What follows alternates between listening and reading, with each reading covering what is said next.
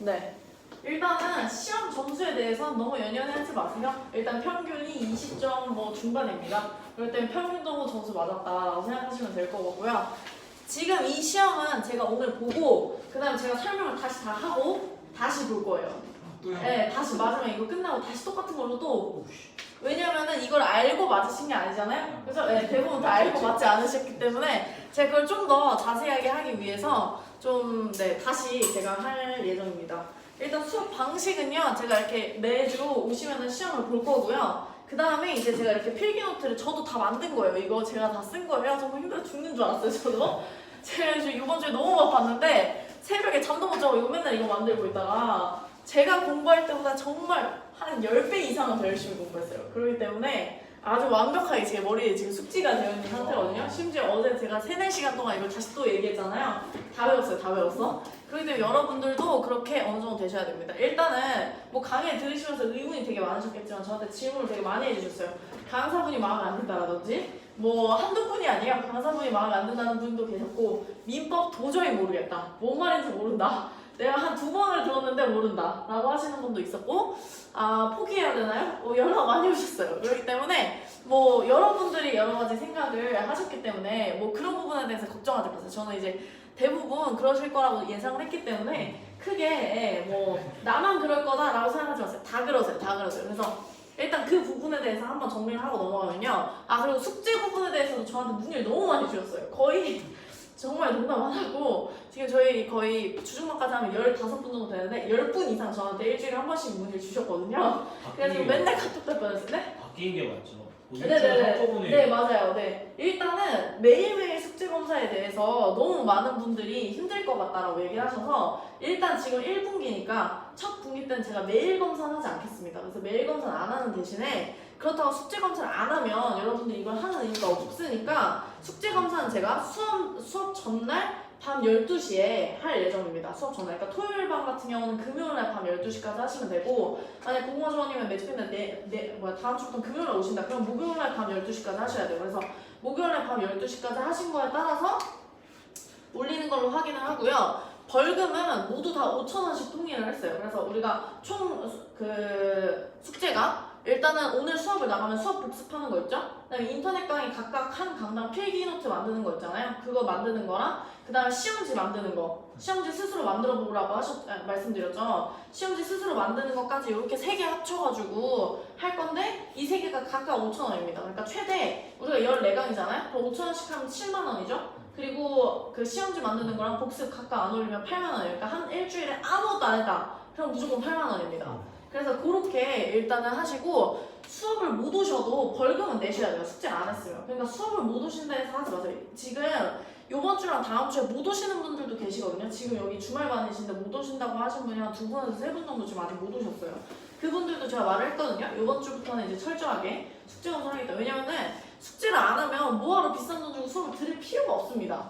그렇기 때문에 숙제를 제가 좀 철저히 하기 위해서 숙제를 일단 5,000원씩 그렇게 해서 최대 8만 원을 걷어서 어제도 풍족하게 저희가 밥을 먹었거든요. 그렇기 때문에 금요일 밤 같은 경우는 그랬는데 어쨌든 그렇게 해서 저희가 회비로 쓰도록 하겠습니다. 그래서 벌금을 항상 그렇게 걷을 거라는 거. 그래서 뭐 매일매일 굳이 올리실 필요 없어요. 너무 바쁘시면 하루에 몰아쳐서 해도 되니까 단 목요일 밤 12시까지 그러니까 금요일 밤 12시까지 안 했다. 그럼 사실 토요일 날까지 할 수는 없잖아요. 저희가 아무리 3시라고 하더라도 그건 좀 아니라고 생각을 하기 때문에 금요일 밤 12시까지 시험을 볼 거고요. 그리고 이 시험은 항상 오자마자 좀 일찍 오세요. 제가 3시 전에 가능하면 올 건데 만약 못 오면 제가 지혜님한테 부탁해서 미리 시험지를 복사해 놓을 테니까 저희가 어제도 해보니까 3시간이 부족해요. 어제도 3시간 40분 했거든요, 수업을. 그렇기 때문에 시간이 부족하기 때문에 미리 와서 시험을 좀 봐주셨으면 좋겠어요. 그래서 시험을 항상 보고 설명하고 다시 또 시험 볼 거예요. 같은 시험지로. 이해를 하셨는지 안 하셨는지 제가 알아야 되기 때문에 그래서 만약에 안 되면 보충을 부르겠습니다. 그래서 어쨌든 그렇게 해서 할 거고요. 그다음에 필기 부분에 대해서도 저한테 질문을 많이 하셨어요. 필기 노트를 하는데 필기를 왜 이렇게 많이 쓰니까 시간이 너무 오래 걸린다 이렇게 말씀하셨는데 필기 노트는 제가 이렇게 다 만들어 드릴 거예요. 근데 본인이 직접 만드시는 거랑 제가 만든 거를 보는 건 달라요. 그렇기 때문에 본인이 만드시는 게 좋은데 내가 필기에 대해서 너무 못하겠다라든지 근데 제가 보니까 너무 못할 분들은 없었어요. 그렇기 때문에 너무 못하겠다라든지 시간이 너무 없다라고 하시면 최소한 들었다라는 표시라도 되게끔 최소한의 것이라도 쓰세요. 그러니까 다 쓰실 필요는 없어요. 너무 막 열정적으로 다 쓰시는 것 때문에 막 멈추고 뭐 한 몇 분을 쓰고 이렇게 하는데 그런 거를 원하는 건 아니고요. 저는 최소한 이거를 이해했는지 안 했는지를 하려면 한번 쓰는 거랑은 또 다르잖아요. 그러니까 그걸 쓰시라는 거지 너무 막 모든 걸 완벽하게 쓰실 필요는 없어요. 근데 사실 저는 완벽하게 쓰는 게 좋다 생각을 해요. 저는 개인적으로. 왜냐면 거기 인터넷 강사분들도 막 쓰는 거에 집중하지 말아라 라고 하는데 그거 쓰는 거에 집중하지 많은 거는 저는 기초 강의 때 미리 다 써놓으면 기본 강의 때 안 쓰면 되잖아요. 기본 강의 때부터는. 근데 기본 강의 때부터는 내용이 되게 추가가 많이 돼요. 그래서 본인이 만드신 필기노트에다가 조금 추가만 하면 되거든요. 그때부터는 기본 강의, 실험 강의 이거 하실 때는. 근데 기초 강의 때 아무것도 안 써놓으시면 기본 강의 때 솔직히 기본서가 요만한데 이 기본서를 다 들고 다닐 수가 없잖아요. 그래서 그런 차원에서 제가 노트를 만들려고 하는 거예요. 1년 동안 꾸준히 가져가시기 위해서. 그래서 물론 강사분들은 만들려고 하지 않지만 우리가 1년 동안 좀 편의성을 위해서 만들기 위해서 가능하면 만드는 게 좋을 것 같다라고 하고 저는 필기노트를 가지고 수업을 할 예정입니다. 그래서 일단은 교재는 제가 기초사랑 오늘 용어집을 가져오라고 했는데 용어집은 사실 수업 시간에 필요한 건 아닙니다. 용어집은 제가 한 달에 한 번 정도 시험을 볼 거예요. 왜냐면 이 용어집이 내용이 되게 짧아요. 그 용어가 몇 개 없어요. 그래서 용어집 같은 경우 제가 한 달에 한 번씩 제가 시험을 볼 용도로 사시라고 한 거라서 한 달에 한 번 되기 전에 제가 한번 리뷰를 해드리고 그 다음에 이제 시험을 보는 형태로 할 거고요. 그 다음에 기초서 같은 경우는 가능한 한 어제는 일단 제가 시간이 부족해서 기초서를 못 읽었는데 가능한 한 기초서를 저랑 같이 한번 읽으려고 해요. 이렇게 필기노트를 하고. 왜냐면 기초서를 본인들이 절대 안 읽으시잖아요. 책을 사놓고 안 읽어요. 우리 인강만 듣고 안 읽잖아요. 근데 이게 왜 중요하냐면 제가 나중에 심화 강의 들을 때 그 도움이 많이 됐던 건데 기초서든 기본서든 대부분 안 읽으시는데 이게 이렇게 요약된 내용하고 이걸 줄글로 설명한 내용은 좀 받아들이는 것 차원에서 좀 달라요. 그리고 보통 민법 같은 경우는 갭이 좀 크거든요.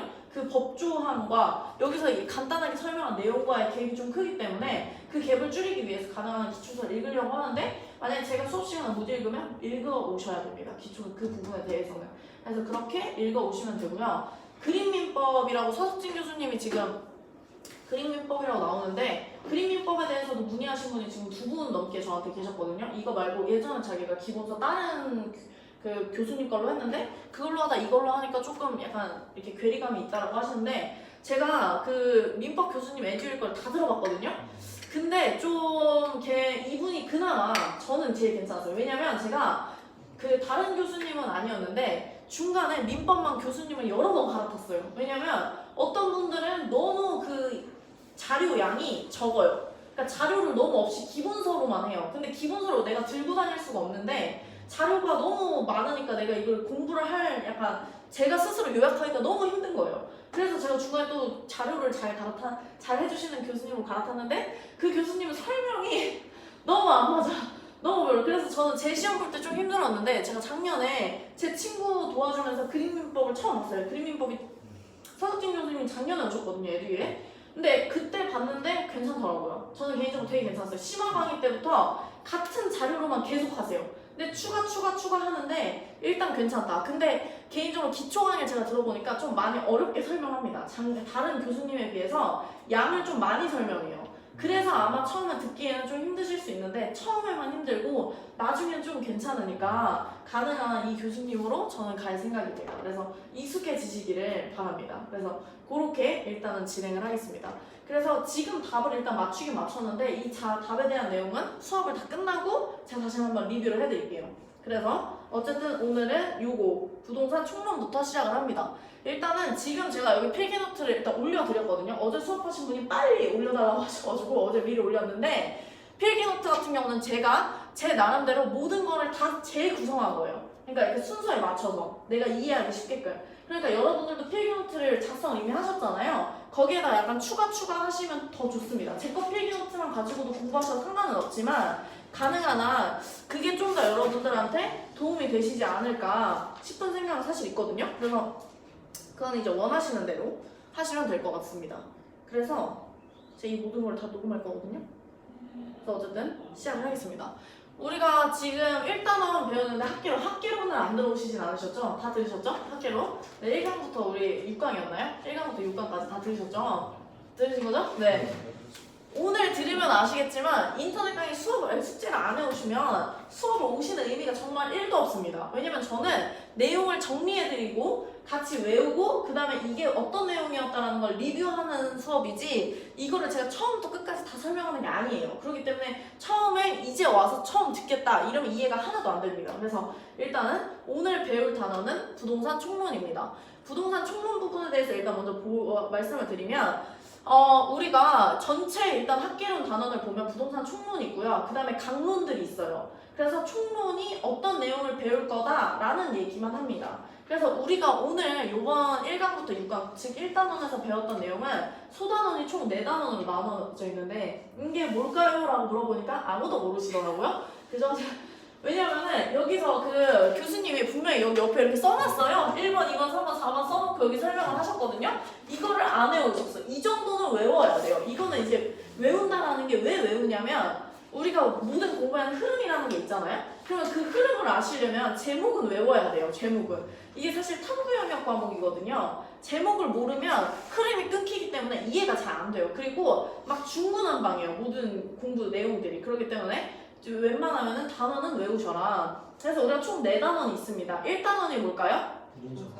네, 부동산 학의 개념이에요. 부동산 학의 개념. 부동산 학의 개념이라는 건 뭐냐면 학문이 뭐냐는 거예요. 이 학문. 이 학문이 뭘 배울 거냐. 부동산을 배우는 게 아니고요.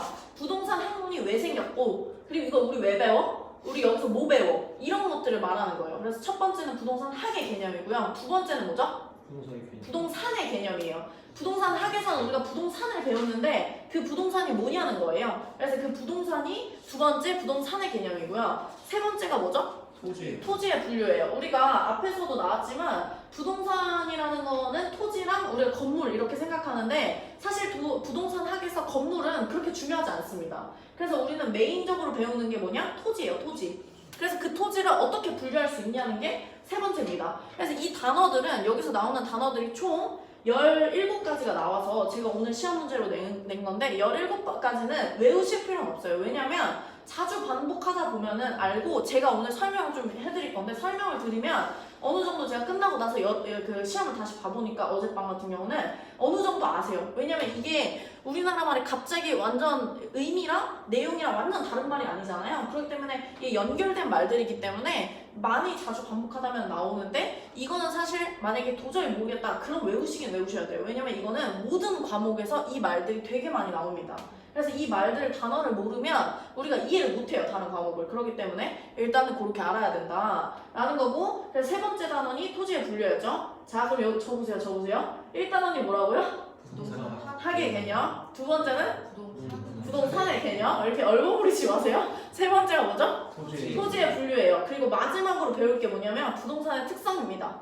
우리가 부동산을 배우는데 그 부동산이 어떤 특성을 가지고 있냐 이런 것들을 배우는 게 뭐예요? 부동산의 특성이에요. 그래서 총 4단원이라고 해요. 첫 번째 부동산 학의 개념, 두 번째 부동산의 개념, 세 번째 토지의 분류, 네 번째는 부동산 특성. 그러니까 이거를 외운다고 생각하시면 안 돼요. 당연한 거 아니에요? 우리가 전체 학문이라는 게 뭐냐? 그게 부동산 학이죠. 부동산 학에서 당연히 뭘 배워요? 부동산을 배우죠. 그러니까 부동산의 개념을 배우는 거고요. 그 부동산 안에서도 뭐가 중요하다고요? 토지. 그래서 토지의 어떤 종류냐는 거예요. 그래서 토지의 분류가 되는 거고요. 토지의 분류를 배웠어요. 그럼 이 토지를 분류하면 그 토지마다의 특징이 있을 거 아니에요? 근데 우리가 토지를 다른 말로 부동산이라 한다 했으니까 부동산의 특성을 배우는 거예요. 이거를 뭔가 달달달 이렇게 외우는 게 아니에요. 이해를 하면 어떤 흐름이 다 있거든요. 절대 제목을 중구난방으로 만들지 않습니다. 이 제 차례를, 목차를. 그렇기 때문에 그 목차에 따라서 가셔야지만 헷갈리지가 않아요. 그러면 우리가 이제 본격적으로 부동산의 총론에 대해 총론부터 보겠습니다. 부동산 총론에서 일단 첫 번째 단원이 부동산 학의 개념이에요. 부동산 학이라는 건 말 그대로 학문이잖아요. 학문이라는 건 뭘 배워야 될지가 나오겠죠. 이게 학이라는 것 자체가 학문의 뜻이기 때문에 학문이 어떤 걸 배우냐. 그러니까 첫 번째가 뭐겠어요? 연구 대상이에요. 부동산 학에서 뭘 배울 거냐. 우리는 뭘 연구할 거냐. 학문이라는 건 원래 연구하는 거잖아요. 어떤 걸 연구할 거예요? 토지 건물 자체를 배우는 건 아닙니다. 사실 이게 되게 중요한 말인데 이게 왜 중요한 말이냐면 보통 중요하다 안 중요하다는 우리가 제 기준에서 중요하다 안 중요하다는 어떤 걸로 나뉘냐면 우리의 상식선에 있냐 없냐예요. 우리가 그래도 이 나이까지 살면서 부동산이라는 걸 대충 접해봤잖아요. 그럼 우리가 가지고 있는 부동산의 개념이라는 것들이 있어요. 그리고 어떤 단어들의 개념이라는 것들이 있는데 학문을 공부하다 보면은 내가 가지고 있던 상식선에서 약간 벗어나는 것들이 있습니다. 그런 것들을 외워야 돼요. 왜냐면 그런 것들은 내가 가지고 있던 것들, 좀 이따 뒤에서도 대지하는 말들이 나오는데 내가 가지고 있는 상식선의 단어와 이 실제 뜻이 다르게 되면 그거는 외워야지만 이렇게 상충이 안 되거든요. 그렇기 때문에 여기서도 그런 차원에서 이거는 알고 계셔야 돼요. 일단 부동산 학예사 연구 대상은 우리가 부동산을 배운다는 건 알아요. 근데 부동산 하면 우리가 떠오르는 건 토지랑 건물인데 부동산 학에서는 토지랑 건물을 배우는 건 아니라는 거예요. 그러면 뭘 배우냐? 부동산의 현상과 활동을 배웁니다. 자, 그러면 여기서 보시면 현상과 활동을 배우는데 이 현상 옆에 뭐라고 써져 있냐면 제가 행위라고 써놨거든요. 현상하고 행위라는 거는 무슨 말이냐면 같은 말이에요. 같은 말. 자, 그럼 이것도 우리가 느끼기에 좀 다른데? 라는 느낌이 들으셔야 돼요. 왜냐면 부동산의 현상이라고 생각하면 우리 뭐죠? 현상이? 뭔가 일어나는 거잖아요? 근데 행위는 뭐예요? 내가 하는 거잖아요. 그죠? 근데 부동산학에서는 이 두 개념을 같이 본다는 거예요. 이걸 좀 이해시켜드리면 무슨 말이냐면 내가 무슨 행위를 안 하면 현상이 나타나나요? 부동산에서는? 안 나타나죠? 그렇기 때문에 부동산 행위를 해야지만 현상을 나타나기 때문에 행위랑 현상을 같은 말로 쓴다는 거예요. 근데 이 현상들이 반복해서 일어나요. 반복해서 예를 들면 집값이 올해 1년 동안 뛰었어요. 근데 내년에 또 뛰어. 그리고 또 뛰네? 그럼 우리가 집값이 오른다 이렇게 말할 수가 있는 거잖아요. 그래서 이 현상들이 반복적으로 일어나요. 반복적 법칙성을 띠면 뭐가 되는 거예요? 활동이 되는 겁니다. 활동이. 그래서 부동산 현상이 반복적으로 활동, 즉 사회적 모습으로 나타나면 그걸 우리가 연구하겠다는 거예요. 다시요. 그러면 부동산 학문에서 반복적으로 일어나는 현상이 아닌 것은 연구를 할까요? 연구를 안 하는 거죠. 그래서 그거를 우리가 이해를 하셔야 돼요. 그러면 이러한 활동과 사회적 모습에는 어떤 종류들이 있느냐라고 했을 때는 경제적인 활동, 투자 활동, 정책 활동, 금융 활동, 개발 활동, 감정 평가 활동이라는 게 있습니다. 그래서 우리가 2단원, 3단원, 4단원, 5단원, 6단원, 7단원 이렇게 배우는 거예요. 그리고 부동산 학개론이 끝납니다. 되게 심플하죠. 그러니까 여기서 우리가 기본적으로 부동산 학개론에서는 뭘 배우냐라고 했을 때 한마디로 하자면 부동산의 사회적 모습을 배운다 라고 생각하시면 돼요. 부동산의 활동, 다른 말로 하면 사회적 모습, 그쵸? 활동이라는 건 현상이 자주 반복적으로 나타나다 보면은 활동이 되는 거고 그게 사회적 모습으로 띄는 거예요. 그래서 그런 것들이 경제나 투자나 정책이나 금융이나 개발이나 감정평가라는 게 있다 라고 할 수 있는 거죠. 그럼 한마디로 말하자면 부동산학의 연구 대상이 뭐냐라고 하면 부동산의 현상이 반복적으로 나타나서 활동으로 나타나면 우리가 연구를 하겠다는 거예요. 됐죠? 그렇게 한마디로 정리할 수 있습니다. 그 다음에 두 번째, 그럼 이 연구 대상을 우리가 왜 배우냐? 왜 배우냐라고 했을 때 현상이나 행위, 부동산의 특성은 움직이지 않는 거잖아요. 그럼 우리가 뭐 해야 돼요? 사람이 움직이지 않으면은 부동산은 현상이나 활동이 나타나지 않습니다. 그 말은 무슨 말이에요? 우리가 인간이 어떤 관계가 개입이 돼야 돼요. 그래서 연구 목적은 부동산과 인간 간의 관계에서 올바르지 못한 현상, 인간이 부동산에 개입을 했을 때 그 관계에서 올바르지 못한 현상에 대해서 문제점의 해결과 개선을 하겠다는 거예요. 이건 뭐 크게 어려운 내용은 아니죠. 그러니까 말 그대로 이 부동산 학이라는 건 부동산 자체를 연구하는 게 아니라 부동산과 인간의 관계를 연구하는 학문이라고 하셔야 돼요. 그럼 자, 이 1번과 2번을 정리하자면, 다시 또 한마디로 하자면 부동산 학이란 부동산의 현상을 반복적으로 나타나는 활동을 연구하는데 왜 연구하냐? 부동산이란 인간과의 관계가 무조건 생기기 때문에 그 현상에 대한 문제점을 해결과 개선하기 위함이다 라고 할 수 있는 거죠. 요렇게. 그래서 세 번째로 이 부동산 학에 대한 정의를 내리자면 어쨌든 부동산 학은 활동을 연구하는 거잖아요. 활동을 연구하는 거기 때문에 이게 되게 능률적으로 되는 게 좋다는 거죠. 능률적으로. 그래서 능률적으로 되는 게 되게 좋고 그렇기 때문에 원리와 응용 기술이 있다는 거예요. 이게 무슨 말이냐면 우리가 어떤 거를 배워도 예를 들면 저는 이제 경영학과 나왔는데 경영학과든 경제학과든 사회적으로 계속 나타나는 활동에 대해서 우리가 공부를 하잖아요. 그럼 그거를 꼭 적용하려고 하죠. 우리가 원리를 왜 만들어요? 적용을 하려고 원리를 만드는 거잖아요. 그러다 보니까 원리랑 응용 기술을 합친 뭐라고 해요? 종합응용과학이라고 합니다.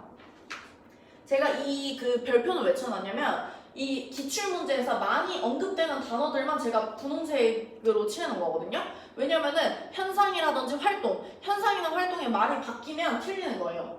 그러니까 다른 부분에서 말을 잘 안 바꿔요. 뭐 예를 들면 반복적인 거를 반복적이지 않다 이렇게 바꾸진 않아요. 뭐 문제에서. 근데 현상이나 활동을 다른 말로 바꾼다던가 이렇게 바꾸는 게 이제 문제로 나오는 거거든요. 그래서 그런 것들만 제가 체크를 해놓은 거니까 확인을 하시고요. 부동산 학 같은 경우는 우리가 다른 말로 뭐라 한다? 종합응용과학이라고 합니다. 이거는 뭐라고 생각하시면 되냐면 분야가 다른 거예요. 우리가 대학교 가면은 문과대, 이과대 이렇게 나누잖아요. 그것처럼 얘도 마찬가지로 종합응용과학이 있고 순수과학이 있어요. 우리가 예를 들면은 뭐라고 하죠? 물리학이나 이런 거 되게 순수과학이잖아요. 근데 그걸 가지고 응용하는 학문이라고 볼 수 있다는 거죠. 그래서 부동산 학이라는 건 종합응용과학이다 라고 생각하시면 됩니다.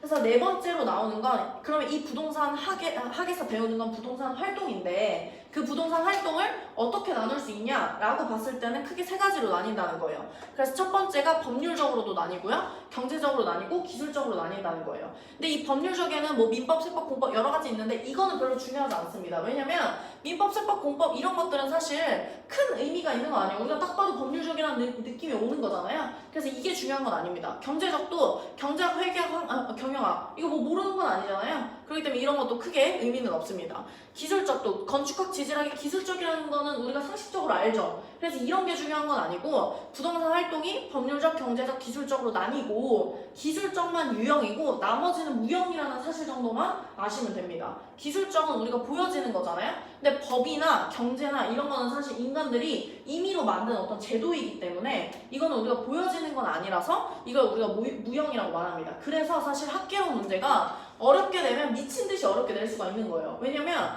사실 우리가 이 공인중개사 시험이라는 것 자체가 수능이랑은 달라서 정해진 시험 범위라는 건 없어요. 물론 주긴 주지만 그 법이라는 게 관련 법규 이렇게만 주지 그 법 안에서 엄청 많은 내용들 있잖아요. 근데 우리가 시험 공부를 할 때는 그 모든 내용을 배우는 건 아니거든요. 그러다 보니까는 올해같이 갑자기 경영학이 갑자기 이상한 문제를 가져온다던가 이런 문제를 가져와도 할 말은 없어요. 왜냐? 종합응용과학이기 때문에 그런 거예요.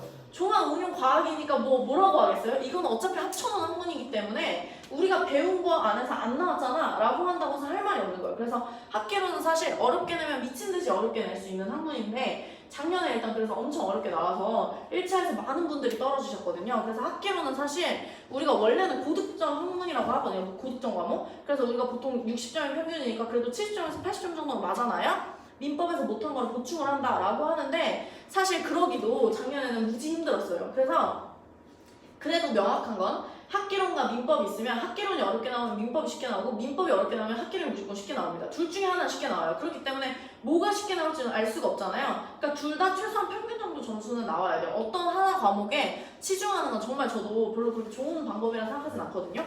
근데 어쨌든 얘네 고득점 과목이 고득점 과목이다. 그래서 맞출 수 있는 문제를 일단 다 맞추셔야 돼요. 어쨌든 그래서 부동산 활동은 이렇게 세 가지가 나온다라는 거죠. 그래서 이 부분에 있어서는 크게 뭐 어려운 부분은 없습니다. 그다음에 다섯 번째 보면은 부동산학의 학문적 성격인데요. 이 부분이 사실 이 1단원 부동산학의 개념에선 그나마 가장 중요한 부분이라고 할 수 있어요. 왜냐면 이 부분은 기출문제에서 어느 기출문제집이나 다 나와요. 그래서 첫 번째가 사회과학이다. 부동산 학이라는 건 학문적으로 어떤 성격에 나오냐라고 봤더니 사회과학이 된다는 거예요. 사회과학의 반대말이 뭐냐면요. 자연과학입니다. 우리가 뭐 사회과학대, 지금은 쓰진 않지만 대학교에서 사회과학대, 자연과학대 원래 이렇게 나눴었거든요. 그래서 사회과학대는 뭐 인문계고 자연과학대는 우리가 이공계가 갔었어요. 근데 어쨌든 그게 중요한 건 아니지만 여기서 일단 중요한 건 사회과학과 자연과학이 반대말이라는 걸 아셔야 돼요. 반대말이라는 건 뭐예요? 우리가 이 부동산 학이라는 건 사회과학이다라고 했는데 자연과학이다 하면 틀리는 거예요. 그래서 자연과학이다라는 건 틀리는 학문으로 되게 많이 나옵니다. 왜 사회과학이냐라고 봤더니 인간과의 관계에서 비롯된다는 거예요. 자연과학은 뭐죠? 우리가 물리학이나 뭐 이런 것들 있잖아요. 뭐 딱히 생각나는 게 없네요. 지구과학이나 뭐 이런 것들 있죠. 이거는 인간이 어떻게 할 수 있는 게 아니죠. 인간이 비를 내리는 게 아니잖아요. 그러니까 그 비를 공부하는 학문은 인간이 어떻게 할 수 있는 게 아니에요. 근데 이 사회과학, 부동산학이라는 거는 집값이 오르고 내리고 정책을 규제하고 안 하고 이런 것들은 다 누가 하는 거죠? 인간들이 하는 거예요. 그렇기 때문에 인간과의 관계에서 비롯된 거라서 부동산학의 학문적 성격은 뭐다? 사회과학이다, 자연과학이다 하면 틀린다는 거예요. 근데 이것도 뭐 외울 만한 게 있나요? 사실은 아 그렇구나 라고 넘어가면 사실 한 문제 맞추시는 거예요. 그래서 이런 것들 익숙해지시는 게 지금은 중요합니다.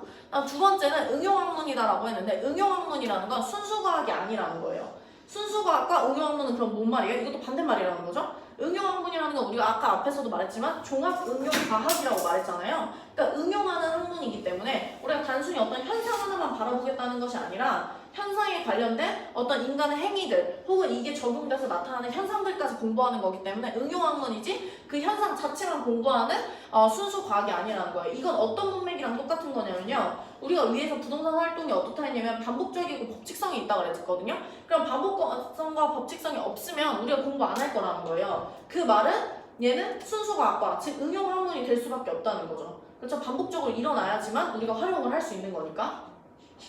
그 다음에 마지막으로는 종합학문이다. 이게 들으면 되게 뻔한 말이거든요. 근데 원래 공인중개사 시험의 가장 큰 문제는 뻔한 말이에요. 너무 뻔한 말들은 우리가 봤을 때 그냥 넘기기가 쉽거든요. 근데 이렇게 그냥 넘기다 보면 그냥 틀려요. 왜냐면은 거기서 이걸 조금씩 바꾸거든요. 종합학문에 있어서 갑자기 막 엄청 간단한 학문인데 이렇게 말하진 않아요. 근데 한마디 바꾸기 때문에 좀 조심하셔야 됩니다. 그래서 어쨌든 종합학문이라는 건 여러 분야와 관련이 있다. 한 가지 분야와만 관련이 있는 게 아니라는 거죠. 그래서 다른 말로 하면 얘네들을 다 합치면 결국에 종합응용과학이 되는 거죠. 종합응용과학이. 그렇죠? 그러면 우리가 요 1번 내용을 간단하게 다시 한번 정리를 하자면 부동산 학이란 우리가 연구 대상이 뭐라고요? 토지랑 건물이 아니라는 거예요. 그럼 누구예요? 부동산의 활동을 다른 말로 현상을 다른 말로 행위라고 한다 그랬죠? 그 현상과 행위가 반복적으로 일어나면 뭐가 된다고요? 활동이 되고 활동은 다른 말로 우리가 사회적 모습이라고도 할 수 있습니다. 그래서 그 활동에 대한 경제, 투자, 정책, 금융, 개발, 감정평가를 우리가 다음 강론들에서 배울 거다라는 거고요. 그 다음에 그래서 이걸 왜 배우냐? 부동산이라는 건 인간이 개입하지 않으면 문제가 발생하지 않습니다. 그래서 인간이 개입했을 때 나타나는 문제를 해결하겠다는 거예요. 해결하겠다. 그래서 우리가 이걸 한마디로 뭐라 한다? 종합응용과학이라고 말을 합니다. 그럼 이런 부동산 활동은 어떻게 나눌 수 있냐? 법률적, 경제적, 기술적으로 나눌 수 있다는 거예요. 그 중에서 기술적만 유형이고 나머지는 무형이다 라는 거 정도만 아시면 됩니다. 5번째로 부동산학의 학문적 성격이 있는데 이게 그나마 가장 중요하다고 했어요. 그 중에서 3가지가 있는데 첫 번째가 사회과학이다. 사회과학의 반대말은 자연과학이라고 그랬죠. 그래서 자연과학 아닙니다. 그다음 두 번째는 응용학문. 응용학문의 반대말은 순수과학이라고 그랬죠. 그래서 순수과학 아니다. 그다음 세 번째 종합학문. 종합학문이라는 건 여러 분야와 관련이 있다라고 생각하시면 됩니다. 자, 그러면 넘어갈게요. 두 번째 단어는 우리가 이제 부동산 학의 개념에 대해서 봤는데 부동산 학의 개념이 이제 부동산 학에서는 우리가 토지랑 그런 건물 자체를 배우는 것이 아니라 우리가 부동산의 현상을 배운다고 했죠. 그럼 이 부동산의 현상을 배울 때 부동산이란 뭐라고 정의할 수 있냐는 거예요. 근데 부동산을 정의할 때는 항상 그 법마다 부동산을 좀 다르게 정의합니다. 그래서 이 부동산 학개론에서의 부동산의 개념을 딱 한마디로 하자면 뭐냐면 복합 개념의 부동산이에요. 네, 복합 개념의 부동산입니다. 여기 복합 개념의 부동산. 그래서 부동산 학개론에서 부동산이 뭐냐라고 하면 복합 개념의 부동산이다라고 말씀을 하셔야 돼요. 그런데 그 복합 개념의 부동산이란 우리가 크게 3가지 부분으로 나뉠 수 있다는 거예요. 그래서 사실은 어느 법에서 부동산을 얘기를 하던 학개론에서 말하는 부동산이 가장 큰 의미의 부동산입니다. 그래서 복합 개념의 부동산에는 크게 법률적, 경제적, 물리적 개념의 부동산으로 나눌 수가 있는데 그중 법률적 개념의 부동산에는 크게 2가지로 나눌 수가 있는 거예요. 협의의 부동산과 광의의 부동산. 협의의 부동산이라는 거는 좁은 의미로 보겠다는 거예요. 협의라는 건 조그만한 의미. 조그만한 의미를 볼 때는 우리가 민법을 준용하는데 민법에서는 토지 및 정착물이라고 합니다. 정착물이라는 건 우리가 좀 쉽게 생각하면 건물인데요. 근데 명확하게 말하면 건물과 정착물은 다른 의미입니다. 왜냐면 정착물에는 건물 말고도 되게 많은 것들이 있어요. 그래서 그런 것들 우리가 나중에 배울 건데 어쨌든 우리가 편안하게 생각하기 위해서 건물이라 하는데 건물이라 쓰시면 안 돼요. 그래서 토지 및 정착물이다 라고 생각을 하셔야 됩니다. 다시 우리가 부동산의 개념, 이 부동산 학개론 안에서 부동산 학은 한마디로 복합 개념의 부동산입니다. 복합 개념의 부동산이란 법률적, 경제적, 물리적 의미의 부동산을 다 합쳐서 복합 개념의 부동산이라고 말씀을 드리는 거예요. 근데 그 복합 개념의 부동산에서 법률적 개념의 부동산은 협의의 부분과 광의의 부분이 있는데 협의의 부분은 어디 걸 준용한다고요? 민법 걸 가져와서 우리가 한마디로 토지 및 정착물이다 라고 얘기를 합니다. 토지 및 정착물이라고 하는데 광이라는 건 이거보다 좀 더 넓게 보겠다는 거예요. 그래서 이거보다 좀 더 넓게 볼 때는 한 가지가 추가되는데 뭐가 추가되냐면 의제 부동산입니다. 이 의제 부동산이 가장 정말 중요합니다. 여기서 굳이 시험 문제에 나온다면 이게 나와요. 근데 지금 요 부분 정도에서 나오는 건 아니고요. 나중에 나오는데 어쨌든 이 의제 부동산을 의제 부동산이냐 아니냐를 판별하는 게 되게 중요해요. 근데 우리가 지금 여기서는 판별하는 걸 배우지 않았는데 나중에는 우리가 이제 기본 강의나 심화 강의 가면 의제 부동산에 대해서 배웁니다. 그러면 이 의제 부동산이 뭐냐라는 걸 봤을 때 의제 부동산이라는 건 의제한다는 거예요. 의제가 무슨 뜻이죠? 모르죠? 그래서 의제라는 걸 모르실까봐 제가 말하려고 합니다. 이 의제라는 뜻이 다른 말로 하면은 간주라 생각하시면 돼요. 간주. 우리 간주한다라고 들어보셨죠? 간주. 근데 이게 법에서 되게 좀 중요한 부분이 뭐냐면 간주랑 비슷한 말 중에서 다른 말이 있는데 추정이란 말이 있어요. 자, 그럼 우리가 이제 느낌적으로 간주랑 추정 중에서는 누가 더 셀까요? 오마이갓? 간주가 더 셉니다. 간주가 더 센 거예요. 우리가 느낌적으로 간주가 더 세셔야 돼요. 이제 마음을 바꾸세요. 간주가 더 세셔야 돼요. 추정보다는 간주예요. 왜냐면 생각해보세요. 간주라는 건 뭐죠? 그렇게 치겠다는 거예요. 그쵸? 좀 우리가 쉽게 이해하자면 그렇게 치겠다는 거고 추정은 뭐냐면은 그런 거 아니야? 라는 거예요. 그래서 뭐가 더 센 거죠? 그렇게 치는 게 더 센 겁니다. 자, 그러면은 제가 조금 더 이제 응용을 해요. 자, 간주라는 거는 그렇게 친다고 했죠? 그렇게 친다는 건 무슨 말이냐면 만약에 그게 아닌 게 나왔어요. 우리가 이런 말을 좀 어려운 말로 발레라고 얘기하거든요. 발레는 아시죠? 발레? 발레라는 건 뭐냐면 반대 예시예요. 반대 예시. 예를 들면 우리가 어떤 A를 B라고 간주한다. 이렇게 얘기했어요. 이게 논리학이거든요. 논리학. A를 B로 간주한다. 그럼 만약에 A가 B가 아니라는 사례, 우리가 B 다시라고 했어요. A가 B 다시라는 사례가 나타난 거예요. 그러면 그래도 B로 치는 거예요. 간주라는 건. 엄청 강한 힘을 가지고 있는 거예요. 그래서 이걸 우리가 A가 B 다시 나타난다는 걸 우리가 다른 말로 발레라고 하거든요. 반대 예시가 나타나도 우리가 그렇게 치겠다는 거예요. 그게 간주입니다. 근데 추정은 뭐냐면 A가 B라고 간주했어. A를 B라고 추정해요, 우리가. 근데 만약에 A가 B 다시라는 거를 알게 됐어요. 그러면은 B 다시로 바뀌는 거예요. 네, 추정이라는 건 그런 거 아니야? 라고 물어보는 거잖아요. 그렇죠? 그럼 아니야 라고 하면 바꿔야죠. 근데 간주라는 건 그게 아니어도 그렇게 치겠다는 겁니다. 이게 왜 중요하냐면 그래야지 이 말을 이해하실 수 있어요. 자, 의제 부동산이라고 했거든요. 의제 부동산이라는 건 부동산으로 치겠다 이런 뜻이에요. 부동산으로 친다고 했기 때문에 자, 여기 밑에 제가 뭐라고 써놨죠? 특정한 동산. 동산은 뭐예요? 부동산인가요? 아니에요. 그죠? 부동산이 아닌데 뭐로 하겠다는 거예요? 부동산으로 간주하겠다는 거예요. 치겠다고. 그죠? 그러니까 이거를 보는 순간 이상한데? 라는 의제라는 뜻을 모르셨으면 사실 이 정의를 보고 나서 이상한데? 라는 생각을 하셔야 돼요. 그게 공부입니다. 근데 이거를 그냥 받아들이면 그렇구나 하고 넘어가 버리면 그렇구나 틀려요 또. 그렇기 때문에 여기서 제일 중요한 건 특정한 동산이라고 했잖아요. 동산은 부동산과 반대말이잖아요. 근데 왜 부동산이 되지? 라는 생각을 하셔야 돼요. 왜 되는 거예요? 의제하겠다고 했으니까, 간주하겠다고 했으니까. 그래서 의제 부동산 안에는 그렇지 않은 발레가 있음에도 불구하고 그렇게 치겠다는 거예요. 그래서 우리가 나중에 기본 강의나 심화 강의를 가시면 이거 의제 부동산이야 아니야? 라는 거를 우리가 판별하는 거를 배웁니다. 사례가 무진장 많아요. 그 중에 하나 나옵니다. 그래서 그 사례들을 다 아셔야 돼요.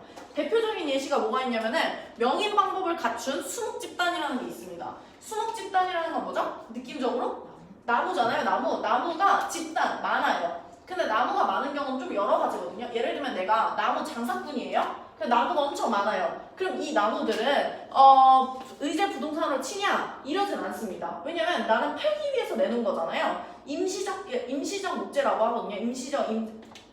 임시적인 수목이라고 하는데 임시 수목 같은 경우는 내가 여기다가 완전히 이렇게 내려서 박은 게 아니잖아요. 이 나무를 심으려고 갖다 놓은 게 아니거든요. 그렇기 때문에 이런 것들은 우리가 의제 부동산으로 치지 않지만 명인 방법을 갖춘 그 수목의 집단이라는 건 뭐냐면 나무를 하는데 여기에다가 누구누구 거 이렇게 적어 놓은 거예요. 그러면 이런 것들을 우리가 뭐라고 치겠다는 거예요? 부동산이라고 치겠다는 거예요. 사실은 부동산의 의미는 명확한 의미는 부가 안일부죠. 동이 저도 한번 잘 모르지만 움직일 동이잖아요. 움직이지 못하는 거예요. 그렇기 때문에 우리가 느낌적으로 뭔가 건물이나 토지가 못 움직이기 때문에 부동산이구나 이렇게 생각하는데 사실 부동산에는 종류가 되게 많습니다. 토지랑 건물을 우리가 많이 쓸 뿐이지 그거 말고 다른 것도 부동산이 정말 많아요. 근데 그 중에서 우리가 그 여러 가지 부동산들이 있잖아요. 근데 그 중에서 동산 같은 경우 즉 이런 나무 같은 경우는 움직일 수 있지만 우리가 부동산을 간주하겠다는 거야. 그런 것들이 의지의 부동산입니다. 그런 거를 판별하는 게 시험 문제가 무조건 나와요. 근데 우리가 여기서는 배우지 않습니다. 그래서 지금은 의지의 부동산이 뭐다라는 것만 아시면 돼요. 근데 의지의 부동산이 되려면 우리가 어떤 여러 가지 예시들이 있지만 의지의 부동산이 되려면 가장 기본적인 요건이 있어요. 어떤 요건이 있냐면 공시수단을 갖춰야 됩니다. 공시수단을 갖추지 않으면 의제 부동산이 될 수가 없어요. 제가 아까도 여기 잠깐 임시수목하고 이런 영입방법과 같은 제 수목의 수단을 예시를 들었는데 왜 예시를 들었냐면 임시수목이라는 건 내 거라고 써놨나요?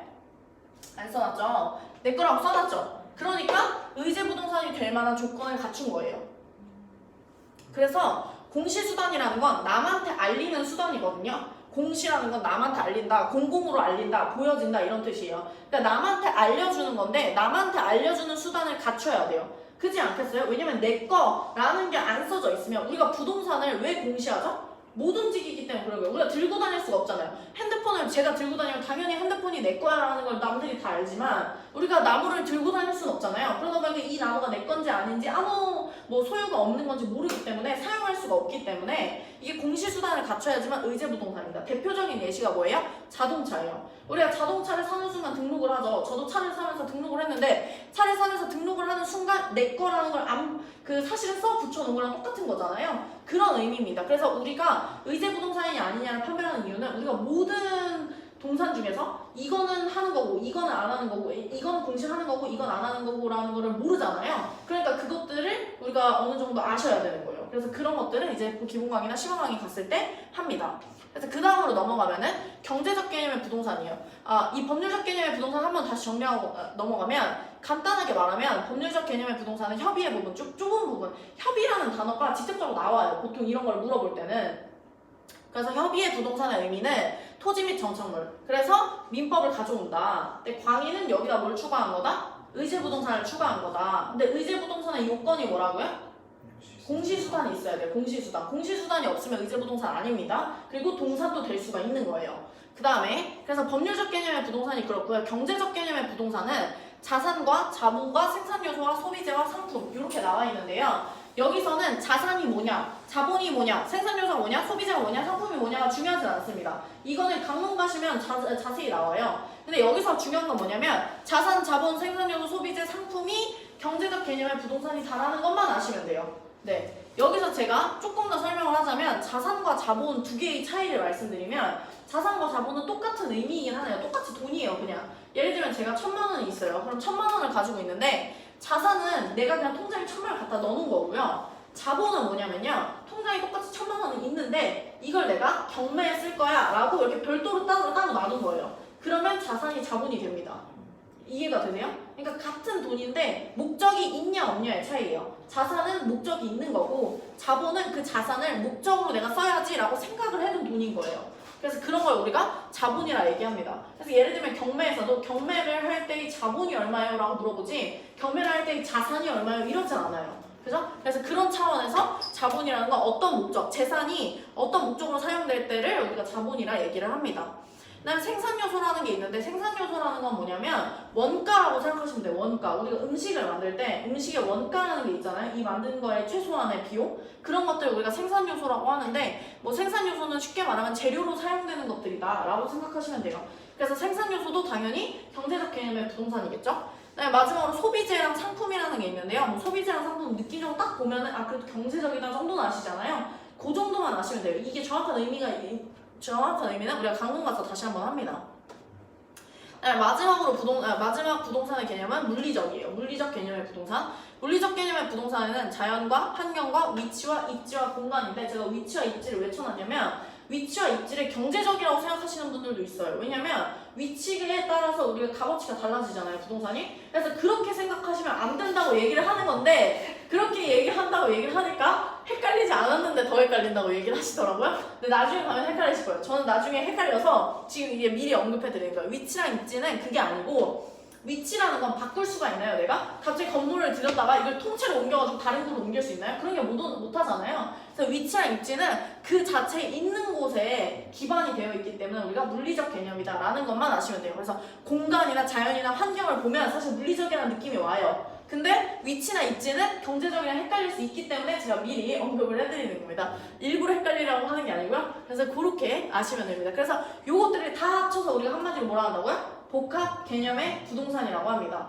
복합 개념의 부동산과 다르지만 비슷한 말이 있어요. 뭐예요? 복합 부동산이 있어요. 이거는 기초서 왼쪽에 아래 하단인가 거기에 나와 있었는데 여러분들이 아무도 안 보셨을 것 같아서 제가 한번 적어놨어요. 왜냐면 복합 부동산이란 말도 되게 중요하거든요. 근데 이거를 기초서에서 그 강의에서는 언급하지 않았는데 이거 두 개 미리 구분하고 가시는 게 좋을 것 같아서 제가 가져왔어요. 복합 부동산이라는 건 뭐냐면 토지랑 건물을 합친 말이에요. 왜 이걸 합친 말을 따로 쓰는 거냐면 우리나라는 절대로 부동산을 토지랑 건물을 별개로 취급을 합니다. 원래 미국인가? 그런 나라들 같은 경우는 토지랑 건물을 다 동급으로 취급하거든요. 그래서 등기부 등본도 하나로 만드는데 토지랑 건물을 명확하게 말하면 우리는 등본을 원래는 다르게 만들어야 하지만 우리나라 같은 경우는 편의상 아파트나 빌라나 이런 거 같은 경우는 집합 건물이다 라고 해서 같이 쓰는 경우가 많은 거지 원래는 따로 씁니다. 그래서 우리가 경매 물건도 가끔 보시다 보면은 토지별도 등기 이렇게 나온 게 있어요. 그 말은 토지랑 건물이랑 뭐 소유주가 다르다던가 아니면은 뭔가가 어쨌든 저당권이 아니면 다르게 잡혀 있다던가 뭔가가 다르기 때문에 토지별도 등기를 한 거거든요. 그래서 원래는 토지랑 그 건물을 별도로 본다. 근데 얘네들을 합친 개념이 뭐다? 복합 부동산입니다. 그래서 답을 복합 개념의 부동산은 복합 부동산이라고 바꾸는 걸 정말 많이 해요. 그렇지 않겠어요? 딱 봐도 뭔가 바꾸기가 쉽지 않아요. 그래서 많이 바꿉니다. 그래서 복합 부동산이고 복합 부동산을 복합 개념의 부동산으로 바꾸기도 합니다. 그래서 두 개를 비교를 해 주셔야 됩니다. 그래서 그 다음을 보기 전에 우리가 한번 다시 복습을 할게요. 자, 1단원이 뭐였냐면요. 부동산 학의 개념이었어요. 부동산 학의 개념에서는 연구 대상을 배웠거든요. 연구 대상은 뭐였죠? 네, 고생 까먹으셨죠? 네, 이게 이런 기억력입니다. 그러니까 스스로를 테스트하세요. 뭐였죠? 행위였어요. 행위, 그렇죠? 행위가 있었는데 그 현상, 행위가 있는데 그게 반복적으로 일어나면 뭐가 나타나요? 사회적 모습이 나타나죠. 그렇죠? 네, 사회적 모습이 나타납니다. 사회적 모습이 나타나기 때문에 우리가 그거를 연구하겠다라고 한 거죠. 여러분들 바로 까먹으시면 안 돼요. 그래서 활동, 그러니까 현상이나 행위를 반복적으로 나타나면 뭐가 나타나는 거야? 활동이 나타나는 거예요. 그렇죠? 행위랑 활동이랑 그러니까 이게 뭔가 말이 비슷하잖아요. 이 구분을 하셔야 되는 거예요. 그래서 물론 이런 게 시험 문제에 나오는 건 아니지만 어쨌든 그렇게 사회적 모습이 반복적으로 나타난다. 그런 활동이 돼서 현상이 나오는 게 아니에요. 아, 뭐라고요? 다시. 그러니까 지금 행위의 사회적 모습이 서로 반대가 네. 아니냐는. 아, 얘네들이 반대냐고요? 활동이 나와야 현상이 나오는 거 아니냐. 잠시만요. 왜냐면 활동이 막 건물들이 모여 있는 그런 활동이 있으면 고치마 현상이 나오잖아요. 맞아요. 그런 거 같아요. 그게 이거 서로 뭐죠? 반대가 네네, 맞아요. 반대요. 네, 제가 고치기 수정할게요. 감사해요. 어제는 아무도 말씀 안 하셨는데 네, 맞아요. 그렇네요. 저도 얘기하다가 다른 것 같은데 생각하고 있었어요. 어쨌든 그래서 현상 그렇게 되는 거죠. 활동이 반복적으로 나타나는 현상이 되는 거죠. 그래서 그렇게 되고 그 안에서 활동에는 경제랑 투자랑 정책이랑 금융이랑 개발이랑 경제평가 이런 것들이 있다. 연구 목적은 뭐라고 그랬죠? 부동산과 인간관계가 있는데 그 인간관계의 문제를 해결하기 위한 게 우리의 연구 목적이다 라고 했었죠. 그리고 부동산 활동은 우리가 크게 법률적, 경제적, 기술적 이렇게 나눌 수 있고 기술적은 우리가 유형이고 나머지는 무형이다 라고 했죠. 그다음에 부동산학의 학문적 성격은 크게 세 가지였죠. 뭐였어요? 첫 번째는 뭐였죠? 첫 번째? 사회과학. 사회과학의 반대말이 뭐예요? 자연과학. 두 번째는 응용학문이죠. 응용학문의 반대말은 순수과학이죠. 원래 반대말은 아니에요. 근데 그냥 제가 이해하기 쉬우라고 그냥 반대말이라 하는 거예요. 그래서 반대말을 명확하게 말하면 아닙니다. 그래서 어쨌든 순수과학이고요. 마지막이 종합학문이죠. 그래서 이걸 다른 말로 해서 종합응용과학이다 라고 얘기할 수 있다고 했죠. 그 다음에 우리가 두 번째로 배운 거는 부동산의 개념입니다. 부동산의 개념은 한마디로 딱 말하면 뭐라고요? 복합 개념의 부동산이라고 했죠. 근데 복합 개념의 부동산은 크게 세 가지로 나뉜다고 그랬어요. 첫 번째는 법률적. 법률적이죠? 법률적은 크게 두 가지로 나뉘어요. 뭐랑? 협의랑 광의. 협의는 어디 걸 가져온다고요? 민법. 다른 말로? 그래서 민법에서 뭐라 해요? 토지 및 정착물이라 하죠. 광의는 협의의 부동산에서 뭘 더 가져요? 네, 의제부동산이나 준부동산, 의제부동산, 준부동산 같은 말입니다. 어쨌든 그걸 가져오는 거죠. 의제부동산, 준부동산이고 의제부동산, 준부동산은 우리가 무슨 요건을 갖춰야 된다고 그랬죠? 공시수단을 갖춰야 됩니다. 그래서 동산도 될 수 있다고 한 거예요. 그래서 그렇게 할 수 있었고, 그 다음에 우리가 복합 개념의 부동산의 반대, 그쵸? 그렇게 되는 거죠. 그 다음 경제적 개념의 부동산. 경제적 개념의 부동산에는 자산, 자본, 생산요소, 소비재, 상품 이렇게 5가지가 있습니다. 그 다음에 법률, 그죠? 물리적 개념의 부동산에는 자연, 환경, 위치, 입지, 공간 이렇게. 그래서 위치랑 입지를 조금 기억하셔야 된다라고 했고요. 그 다음에 그래서 요 전체의 말을 복합 개념의 부동산이라고 한다고 했고, 복합 개념의 부동산이랑 비슷한 말로 복합 부동산이라는 게 있는데, 복합 부동산은 토지와 건물을 합쳐서 우리가 복합 부동산이라고 부른다라고 한 겁니다. 됐죠? 네. 그 다음에 세 번째 보시면 토지의 분류가 있습니다. 토지의 분류를 보면은 일단 첫 번째 택지라는 말부터 나오는데요. 택지라는 말은 정말 많이 나옵니다. 그래서 택지라는 말부터 보시면 택지라는 말은 건축물을 건축할 수 있는 토지예요. 건축물을 건축할 수 있는 토지. 건축할 수 있는 토지라는 건 건축을 했다는 거 안 했다는 거예요. 모르는 거죠?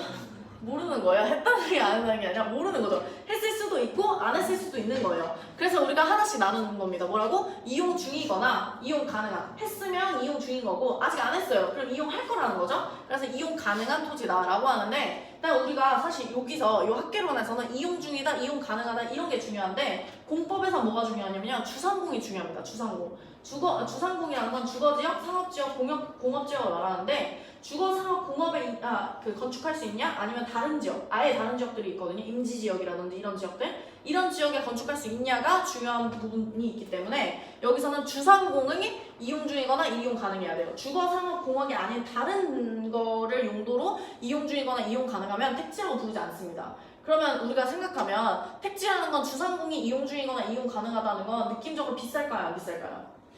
비싸요. 좀 비싼 동네입니다. 그래서 비싼 동네고, 그러니까 쉽게 생각하시면 서울 생각하시면 돼요. 서울에 있는 거의 대부분들은 택지다라고 생각하시면 돼요. 그래서 택지는 건축물을 건축할 수 있는 토지고 주상공을 이용 중이거나 이용 가능한 토지다라고 하는데, 그래서 이 이용 중이거나 이용 가능한이 바로 밑에 나와 있습니다. 뭐죠? 낮이랑 건부지예요. 그래서 택지에는 크게 종류가 2가지인데 낮이랑 건부지가 있습니다. 낮이는 토지의 건물이나 그 밖에 건축물이 없죠. 그러면은 이용 가능한 토지인 거예요. 이용을 아직 안 하는 거죠. 이용 가능한 토지고, 토지의 사용 수익을 제한하는 사법상의 권리가 설정되어 있지 않은 토지입니다. 이게 무슨 말이냐면 사법상의 권리가 설정이 안 되어 있다는 건 소유권이나 이런 게 없다는 거예요.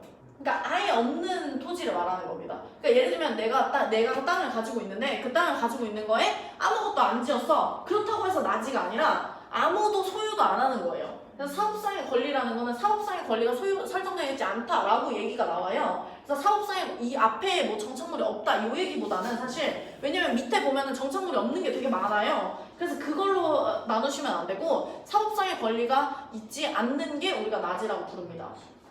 그래서 그렇게 부르고요. 건부지라는 건 건물이 토지상의 부가물의 부지로 제공되고 있는 토지인데, 말 그대로 건이라는 건 건축물의 약자라고 생각할게요. 그런지 아닌지 사실 몰라요. 근데 이해하기 위해서 건물의 약자라고 생각하면 건물에 부속되는 토지라는 거예요. 건물에 부속되는, 건물 바로 밑에 있는 그 토지들 있잖아요. 건물을 짓기 위해 사용되는 그 토지들을 우리가 뭐라 하냐면 건부지라고 얘기를 합니다. 그러니까 건부지랑 낮이는 기본적으로 택지인데요. 낮이와 건부지의 특징이 있는데, 일단 첫 번째가 낮이랑 건부지는 아까 말씀드린 대로 택지 소속입니다. 택지 소속. 그래서 택지 소속이고, 그 다음에 여기 이 부분이 중요해요. 토지 가격 부분. 왜냐면 토지 가격 부분 같은 경우 우리의 상식과 조금 벗어난 부분이거든요.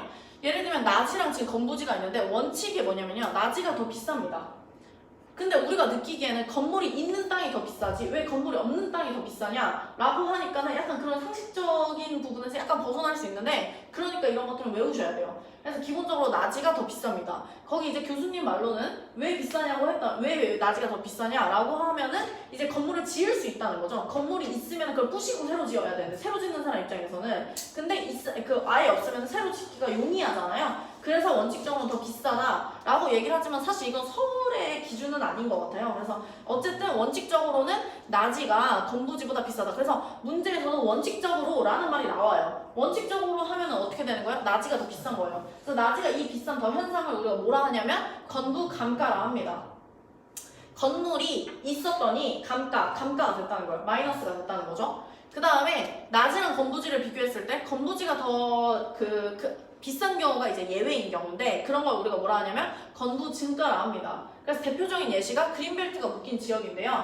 그린벨트가 묶여진 지역에는 사실 빈 땅보다는 건물 하나라도 있는 게 더 낫겠죠. 그래서 그런 경우만 우리가 건부지가 더 비싸고 이런 걸 예외적이라고 하고 그래서 그거를 건부 증가라고 합니다. 그래서 우리가 여기서는 건부 감가가 원칙이고 예외적으로 건부 증가도 있다라는 것까지만 아시면 될 것 같아요. 그 다음에 네 번째를 보시면 후보지와 이행지가 있는데 후보지랑 이행지를 아시려면 일단 기본적으로 밑에 토지의 분류를 조금 아셔야 돼요. 토지의 분류는 크게 세 가지로 택지지역과 농지지역과 임지지역으로 나뉩니다.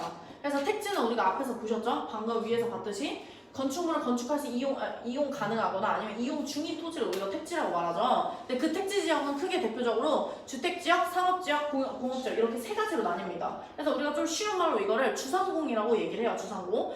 주상공으로 나뉘고 녹지지역 같은 경우는 전지지역, 답지지역, 과수연지역인데 이걸 전답과라고 합니다. 요거까지는 아셔야 돼요. 택지지역 안에는 주상공이 있고 그 다음에 농지지역 안에는 전답과가 있다라는 걸 모르면 후보진지 이행진지를 판별이 안 돼요. 그렇잖아요? 그렇기 때문에 이거는 아셔야 되고 임지지역은 용지림이나 신탄림 이런 거는 사실 모르셔도 되고 우리가 느낌적으로 이게 림 있죠? 림? 그러니까 임지겠죠 당연히. 그렇기 때문에 요거 정도만 아시면 되지 이거를 뭐 용지림이냐 신탄림이냐까지는 문제에 나온 적이 없기 때문에 그런 거는 모르셔도 됩니다. 그래서 어쨌든 택지지역 안에는 주상공, 농지지역 안에는 전답과가 있다라는 건데 그 중에서 후보지 같은 경우는 택지나 농지, 농지나 임지 얘네들 요 사이에서 왔다 갔다 하는 거예요. 얘네들끼리 요렇게 왔다리 갔다리 하는 걸 우리가 뭐라 해요? 후보지라고 합니다. 이거를 제가 이해시키기 위해서 실제로 그런 건 아니지만 이해시키기 위해서 뭐라고 생각하시면 되냐면 택지나 농지나 임지지역 얘네들 같은 경우는요 좀 많이 바뀐다고 생각하시면 돼요. 그렇지 않아요?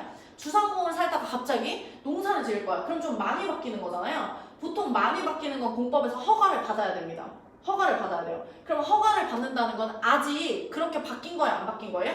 안 바뀐 거죠. 그래서 우리가 뭐라 해요? 후보지라고 합니다. 후보지. 아직은 안 됐으니까. 그래서 후보지라고 할 수가 있고요. 그래서 얘는 상호간에 우리가 꼭 여기서 상호간에란 말이 나와요. 문제에서. 상호간에 전환된다 라고 하면 우리가 후보지를 선택하시면 됩니다. 근데 이행지 같은 경우는 뭐냐면 요 안에서 바뀌는 거예요. 주택에서 상업으로 바뀌던 상업에서 공업으로 바뀌던 공업에서 상업으로 바뀌던 상업에서 주택으로 바뀌던 지네들끼리 바뀌는 거예요. 그러면 크게 바뀌는 게 아니죠. 그럼 그냥 하면 돼요. 굳이 허가를 받을 필요가 없습니다. 그러니까 뭐예요? 한다? 이행. 그래서 이행지라고 생각하시면 됩니다. 그래서 이렇게 이해하시는 게 좀 더 나을 것 같아요. 그래서 이행지는 임지지역이나 택지지역, 그다음 농지지역 안에서 내에서 전환이 이루어지는 거다. 그런 거를 우리가 이행지라고 얘기를 합니다. 그래서 택지지역 안에 주상공과 농지지역 안에 전답과가 있다는 걸 알아야 상호 간의 전환인지 아닌지를 아실 수 있잖아요. 그래서 저 정도는 아셔야 된다라는 거죠. 그 다음에 7번을 넘어가면 맹지라는 건데요. 맹지라는 거는 맹이라는 건 뭔가 없어 보이는 거죠. 근데 이게 약간 없다라기보다는 접속면이 없는 거예요. 누구랑의 접속면이냐면 도로. 우리가 법적으로 도로의 위치는 도로라고 적혀 있어요. 등기에. 그렇기 때문에 도로와 붙어 있는 경우에는 맹지고요. 도로랑 안 붙어 있는 경우는 맹지가 아닙니다. 제가 가지고 있는 지금 빌라 같은 경우도 사도라고 있는데 사도라는 게 뭐냐면 예를 들면은 이렇게 있으면은 보통 이렇게 나뉘거든요. 땅들이. 그러면은 얘가 1번, 2번, 3번, 4번, 5번, 6번, 7번, 8번, 9번이 있으면 요 5번만 도로랑 안 붙어 있죠. 이런 것들이 이제 맹지거든요. 근데 이런 맹지들은 대부분 이 도로를 이렇게 사야 돼요. 사야지만 건축할 수 있게끔 하거든요. 그래서 이런 도로를 1번이나 2번 애한테 돈을 주고 이 도로를 사는 거예요. 통행 도로를. 그래서 그렇게 사서 가끔 경매에 보면은 경매에 도로가 경매로 나와 있는 경우도 있어요. 대부분 이런 경우가 많습니다. 얘가 나와서 얘까지 같이 나온 거죠. 그래서 그렇게 나오는 경우가 있어서 어쨌든 맹지라는 건 도로에 어떤 접속면도 가지지 못하는 토지다. 그래서 도로란 말이 명확하게 나옵니다. 그다음 대지라는 거는 우리가 대지라고 하면 우리가 느끼는 대지랑 요 대지랑은 다른 대지예요. 일단 대지가 왜 다르냐면 한자가 다릅니다. 근데 문제에서 한자를 다르게 막 헷갈리게 하진 않아요. 그래서 한자까지 보실 필요는 없고 그냥 대지라는 말이 이런 뜻도 있다라는 걸 아시면 돼요. 동음이의어예요. 그래서 우리가 아는 그 대지랑 이 대지는 다른 건데 이 대지는 어떤 택지가 다른 택지에 둘러싸여서 좁은 통로에 의해서 도로에 접하는 자루형 모양이에요. 그래서 여기서의 핵심은 좁은 통로와 자루형입니다. 그래서 아까 제가 말씀드린 대로 이렇게 사도를 조금 산다 그랬잖아요. 이렇게 사게 되면 조그맣게 이렇게 자루형 모양이 되겠죠. 그래서 그런 토지를 우리가 뭐라 하냐면 대지라고 합니다. 그래서 자루형 모양의 토지를 대지라고 한다. 그다음 9번으로 공지가 나오는데요. 공지는 공이 빈 공이잖아요. 우리가 비어있다 이렇게. 그래서 이 비어있다는 게 뭐냐면 일부러 놔둔 거예요. 일부러. 그래서 이거는 아까 이 위에 있는 낮이랑은 좀 다른 겁니다. 왜냐면 얘는 아예 건물이나 정착을 이용 가능한 거고, 이 공지는 이용이 아예 안 된다고 생각하시면 돼요. 왜냐면 얘는 건폐율 제한 때문에 꽉 못 메워서 작성해요. 왜냐면 우리나라가 예를 들면 이렇게 내 땅이 이게 다예요. 근데 이거를 꽉 채워서 건물을 짓다 보면은 모든 사람들이 건물 안에 자기 땅 안에 건물을 꽉 채워서 짓겠죠. 그럼 도로나 지나다닐 공간이 없어요. 그렇기 때문에 그런 것 때문에 항상 우리가 건폐율이라고 해서, 건폐율이라는 건 뭐냐면 이렇게 사이드면 있죠. 오른쪽 왼쪽 여기를 퍼센테이지로 나눠요. 그래서 예를 들면 50%다 라고 하면 여기 전체에서 50%만 지을 수 있어요. 건물을. 그런 것들이 건폐율이거든요. 그래서 그런 제한을 우리나라에서 다 두거든요. 건축법에 다 정해져 있어요. 그래서 건축법이 공법에서 우리가 이 모든 건폐율을 다 외우셔야 됩니다. 55, 66, 57, 98, 87 이런 게 있거든요. 다 외우셔야 돼요. 그래서 그걸 외우셔야 되는데 어쨌든 그것도 시험 문제 나옵니다. 어쨌든 요거는 학기론이니까 다시 돌아와서 건폐율 제한으로 건축물을 딱 못 메우니까 그럼 여기 남은 이런 토지들 있겠죠. 그런 걸 우리가 뭐라 부르냐면 공지라고 부릅니다. 그러니까 얘는 건축 예정이 없는 거예요. 건축할 수가 없는 토지인 거죠. 그래서 일부러 남겨뒀다. 일부러. 그래서 아까 그 낮이랑 좀 다른 겁니다. 다음 10번 소지가 있는데요. 소지는 우리가 작년 시험 문제에 나왔다고 그렇게 몇 번을 말씀하시더라고요. 어쨌든 자연적 상태 그대로 나온 토지다. 자연적 상태 건들지 않은 토지를 말하는 거죠. 그래서 그런 토지를 우리가 소지라고 얘기를 하고, 선하지는 말 그대로 선 아래에 있는 거예요. 선 아래. 어떤 선이죠? 고압선. 그래서 고압선 아래에 있는 토지를 선하지한다. 이런 거는 뭐 크게 어렵지 않죠? 포락지라는 건 뭐냐면 물에 침식되어서 수면 밑으로 잠긴 토지인데, 이것도 뭐랑 헷갈리시면 안 되냐면 이 포락지가 이 빈지랑은 또 다른 겁니다. 빈지랑 왜 다르냐면 포락지는 원래 누군가 거예요. 원래 누군가 소유자가 있는데 갑자기 바다가 뭐 요즘에 뭐 지구온난화 이런 것 때문에 바다가 올라왔어. 그래서 이 땅을 아예 쓸 수가 없어진 거예요. 그런 땅을 우리가 뭐라 하냐면 포락지라고 합니다. 그래서 이 포락지는 우리가 나중에 공시법에 가면은 바다로 된 토지의 말소라고 해서 이 토지를 소유권이 있었는데 없어지는 거잖아요. 그렇게 등기하는 방법에 대해서도 공부하셔야 되고 그것도 시험에 나옵니다. 그래서 토지의 이용 파트, 이동 파트에서 나오는데, 어쨌든 포락지는 공시법 가면 또 한 번 나오는데, 포락지는 말 그대로 원래 소유권이 있었던 건데 갑자기 물에 침식이 되어 있어가지고 없어져 버린 토지예요. 이렇게 사용할 수 없어져 버린 거죠. 그래서 그런 토지가 우리가 포락지라고 얘기를 합니다. 그래서 빈지를 먼저 보시면, 빈지는 비어있는 토지인데 이걸 비어있는 토지라고 생각하시면 안 되고, 빈지라는 거는 이게 활용이 되게 높다는 거예요. 활용. 빈이라는 게 그 부유할빈인가? 뭐 그런 거라고 하더라고요. 그래서 활용 실익이 높은 거예요. 활용을 많이 할 수 있는 거예요. 근데 활용을 많이 할 수 있는데 소유권을 인정해주지 않은 거죠. 예를 들면 대표적으로 뭐죠? 해수욕장. 해수욕장이 누구 소유권가요? 대부분 그렇게 못하잖아요. 국가 소유잖아요. 그런 게 왜 그러냐면은 실익이 너무 높으니까, 너무 높아서 누구한테 주기 싫은 거예요. 그래서 국가가 가져간다 이렇게 생각을 하세요. 그래서 어쨌든 소유권을 인정해주지 않고 활용 실익이 높은 거예요. 그래서 이거는 정확한 위치가 적혀 있는데 만조해안선부터 지적공부에 등록된 지역까지입니다. 이게 뭐냐면은 우리가 이것도 나중에 공시법에서 배우시게 되는데, 우리가 그 토지를 할 때 최대 만조위 선까지 씁니다. 예를 들면은 우리가 이렇게 바다가 있고 이렇게 토지가 있어요. 그러면은 이게 조수관만의 차 때문에 제일 높이 올라갈 때는 이렇고, 이렇게 이 차이 있잖아요. 이 차이가 빈지입니다. 요 사이만. 그래서 엄청 높이 올라와서 물이 차 있을 때랑 물이 빠져가지고 요만큼 이렇게 비어 있잖아요. 요런 데 같은 걸 우리가 빈지라고 합니다. 그래서 여기서 만조해안선과 지적공부 등록된 지역의 차이는 뭐냐면, 우리가 지적공부에 등록을 할 때는 여기부터 소유권을 가질 수 있어요. 여기는 소유권을 아무도 못 갖습니다. 그래서 여기가 뭐가 되는 거예요? 빈지가 되는 거예요. 그래서 여기를 해수욕장이나 갯벌이나 이런 걸 쓰잖아요. 그래서 대부분 국가 소유가 되고, 뭐 국가 소유라고 말할 수 없죠. 그러니까 아예 지적공부에 등록한 거가 아니니까 아무도 무소유입니다. 무소유. 그래서 이런 거를 우리가 바닷가라고 한다라는 거죠. 그러니까 만조해안선과 지적공부 등록된 지역 사이에 토지가 있다는 거예요. 제 말은. 네. 그렇게 되고, 법지라는 거는 법으로만 소유할 법 활용 실익이 없는 토지인데, 우리가 거기 기초사의 그림을 보셨나 모르겠어요? 이렇게 써져 있죠. 그래서 여기에 이제 집이 있고 여기에 이렇게 집이 있잖아요. 그래서 이렇게 경사 져가지고 뭐 이용할 수 없는 토지다라고 얘기를 하는데 어쨌든 이런 토지 소유주가 누구죠? 윗집이라 그랬죠. 그래서 윗집한테 소유가 인정된다. 근데 뭐 이런 건 중요하진 않습니다. 어쨌든 법지는 법으로만 소유하고 소유권이 있긴 있지만 활용실익이 있는 토지는 아니다라는 거죠.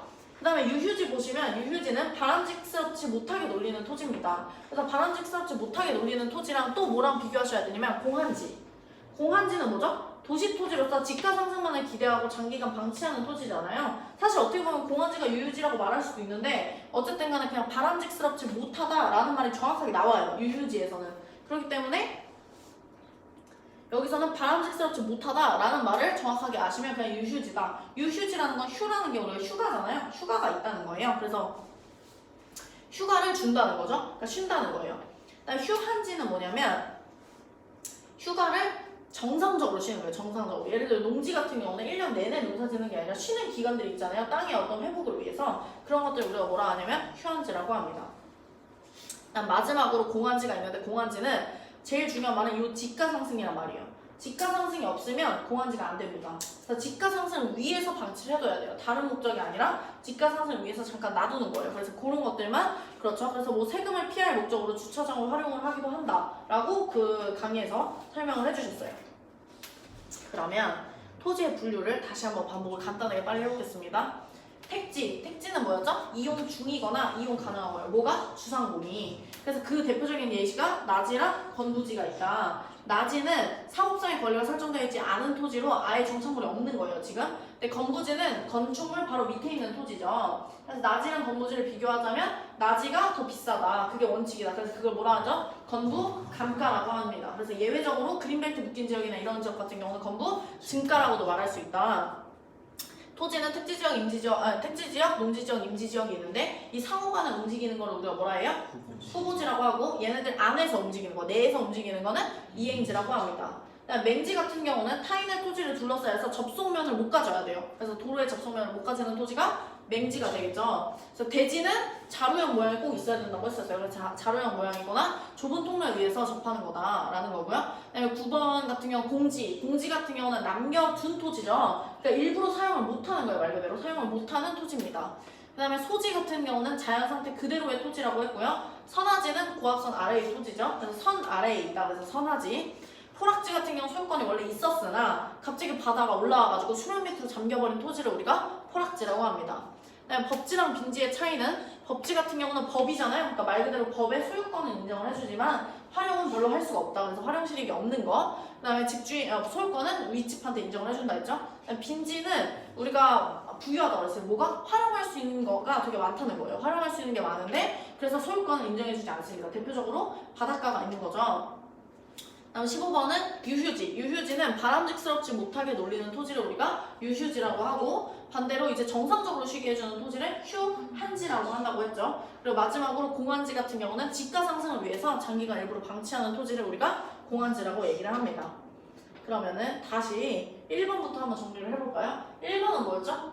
부동산 하계 개념이었죠. 부동산 하계 개념에서는 뭐가 있었어요? 네, 활동과 현상이 있었죠. 그래서 활동과 현상, 활동에서 반복적으로 나타나면 현상이 된다고 했었죠. 그래서 그렇게 되는 게 있었고, 그 다음에 그래서 활동 안에는 경제활동과 뭐 감정평가 활동과 투자활동과 뭐 이런 것들 여러 가지가 있다고 했죠. 그래서 그런 것들 강론을 배우고, 그래서 이거를 우리가 목적이 뭐냐, 연구 목적이 뭐냐라고 했더니 부동산과 인간 간의 관계가 있는데 여기서 나타나는 문제점을 해결하기 위해서 우리가 목적을 배운다고 했었죠. 그래서 이걸 한마디로 우리가 뭐라 해요? 종합 응용 과학이다라고 얘기를 한다고 그랬죠. 그리고 부동산 활동에는 크게 세 가지로 나눌 수 있다고 했어요. 뭐였죠? 법률적, 경제적, 기술적이라고 있는데 기술적을 우리가 유일하게 유형으로 분류를 한다라고 얘기를 했었죠. 그게 이제 부동산 하계 개념이었어요. 그 다음에 이제 나오는 게 부동산의 개념이죠. 부동산의 개념에는 우리가 한마디로 뭐라 한다고요? 뭐죠? 이거? 복합 개념의 부동산. 네, 복합 개념의 부동산인데 복합 개념의 부동산은 복합 부동산이랑 다르다고 했어요. 복합 부동산은 토지랑 정착물을 합쳐놓은 거고 그 다음에 복합 개념의 부동산은 법률적, 경제적, 물리적. 여기서 물리적이죠? 위에가 아까 기술적, 여기 물리적 아닌가요? 물리적 맞죠? 네. 제가 틀린 줄 알았죠? 물리적. 이렇게 있는데 법률적 같은 경우는 크게 두 가지로 나뉜다 했어요. 뭐였죠? 협의와 광의. 협의는 어디서 가져온다고요? 민법 뭐라고? 토지 및 정착물이라고 얘기한다 했죠. 광의는 뭐가 추가돼요? 의제부동산. 의제부동산의 조건은 뭐라고요? 공시수단. 공시수단이 되는 거죠. 공시수단을 갖춘 부동산을 우리가 의제부동산이라고 한다고 했었죠. 그 다음에 경제적으로 넘어가면은 뭐가 있었죠? 첫 번째 자산. 두 번째 자산을 목적으로 이용하는 자본. 그 다음에 제가 유일하게 설명한 재료로 활용한다. 생산 요소.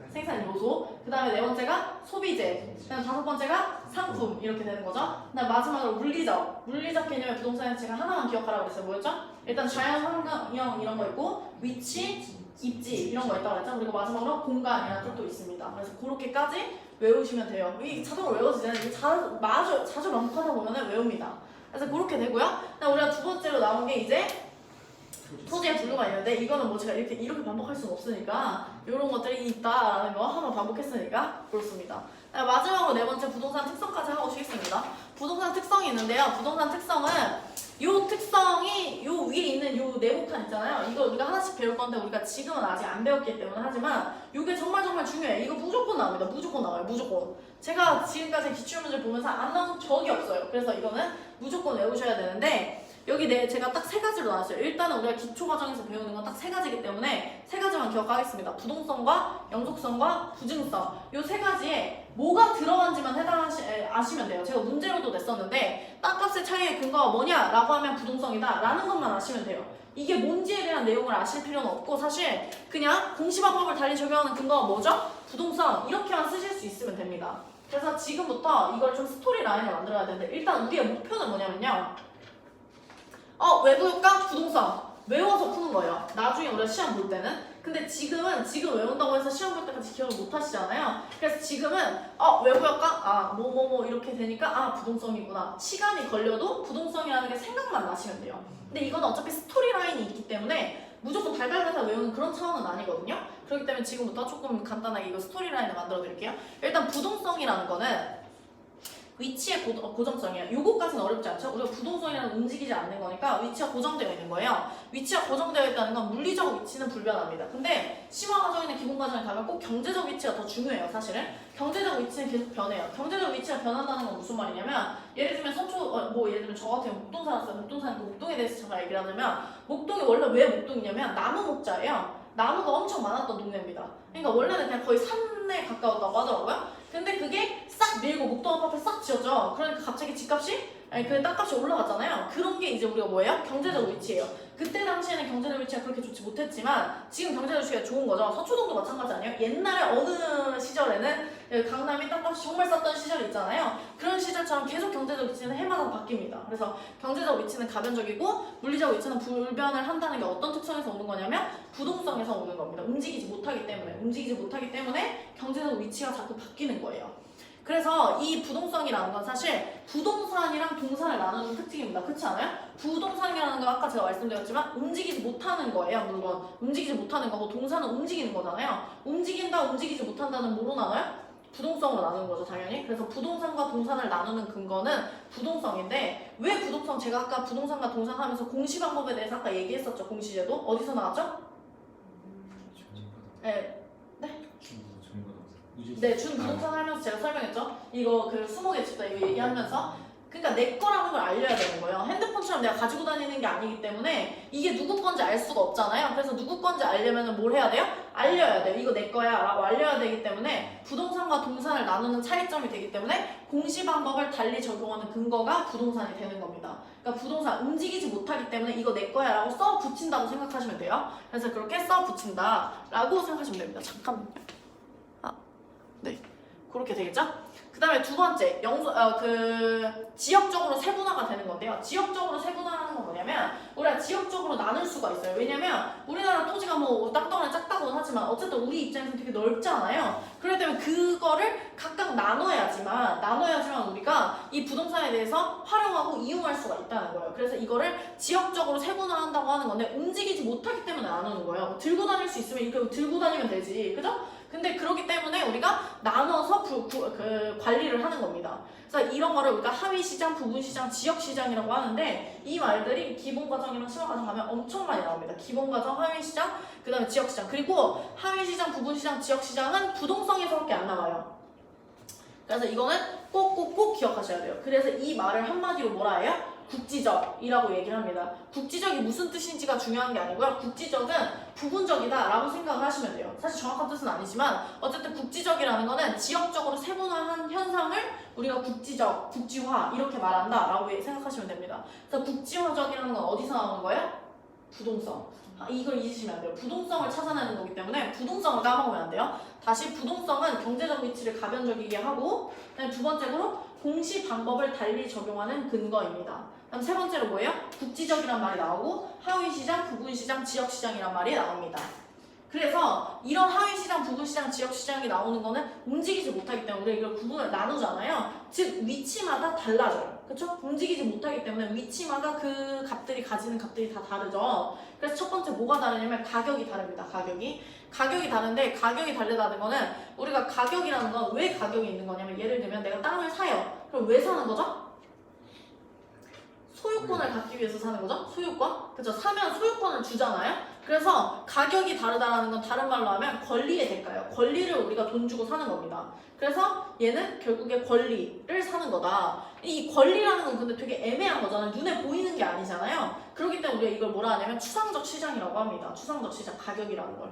왜냐면 우리가 보이는 게 아니기 때문에 물론 돈이 눈에 보이는데요. 이렇게 말하면 사실 할 말이 없지만 가격이라는 건 눈에 보이는 건 사실 아니기 때문에 권리의 대가, 즉 추상적 시장이 형성이 된다라고 생각을 하시면 되고요. 두 번째는 규제가 다릅니다. 위치가 다 다르다 보니까 서울에 규제하는 거랑 그다음에 저 지방에 규제하는 건 당연히 다를 수밖에 없죠. 그렇기 때문에 우리가 지방세와 조세의 근원이 됩니다. 이게 여기서부터 여기까지 왜 넘어가는 거냐면 규제가 다 다르다 보니까 서울은 사고자 하는 사람들이 많죠. 그러니까 뛰어드는 사람들이 많단 말이에요. 그러니까 그런 사람들한테 걷는 세금과 그다음 지방에 저 농촌을 산다거나 아니면은 그럼 뭐 이렇게 잘 안 쓰는 땅을 사는 거는 당연히 규제가 다를 수밖에 없죠. 그리고 그거에 따라서 세금이 다르기 때문에 지방세와 조세의 근원이 됩니다. 그래서 규제가 다르다라는 건 지방세와 조세의 근원이 된다라고 생각하시면 되고요. 그다음 수급 상황이 다른데요. 수급 상황이 다르다는 건 수요와 공급 상황이 다르다는 거예요. 수급은 수요와 공급의 줄임말입니다.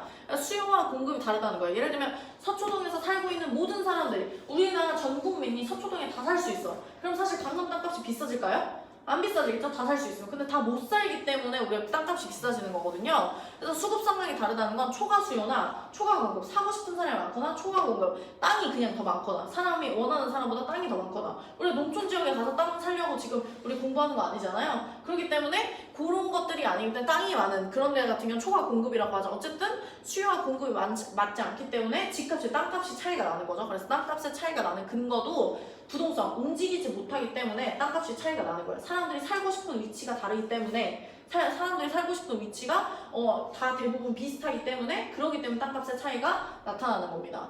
마지막으로 정보가 다른데요. 그 정보가 다르다는 건 임장활동이 필요하다는 거죠. 우리가 경매 공부한 것도 왜 공부하는 거예요? 임장활동을 어떻게 하면 잘할지를 배우기 위해서 하는 거잖아요. 그래서 임장활동이 잘한다는 거는 무슨 말이냐면 가서 우리가 공인중개사에 가서 여기 지역이 어떤지 여기 가격이 어떻게 변화되고 있는지 여기에 뭐 이 지역의 특징이 뭔지 이런 것들 우리가 물어보니까 중개사의 도움이 필요합니다. 그래서 이게 중개업이 제도화된 계기예요. 이게 정말 누가 봐도 중요하겠죠. 우리가 지금 공인중개사 시험인데 중개업이 왜 제도화된 계기를 모르면 안 되겠죠. 그래서 중개업이 제도화된 계기는 부동산 때문이에요. 움직이지 못하기 때문에 그 지역의 전문가가 필요한 거예요. 그 지역의 전문가를 우리가 공인중개사라 생각할 수 있기 때문에 그래서 중개업이 제도화된 계기입니다.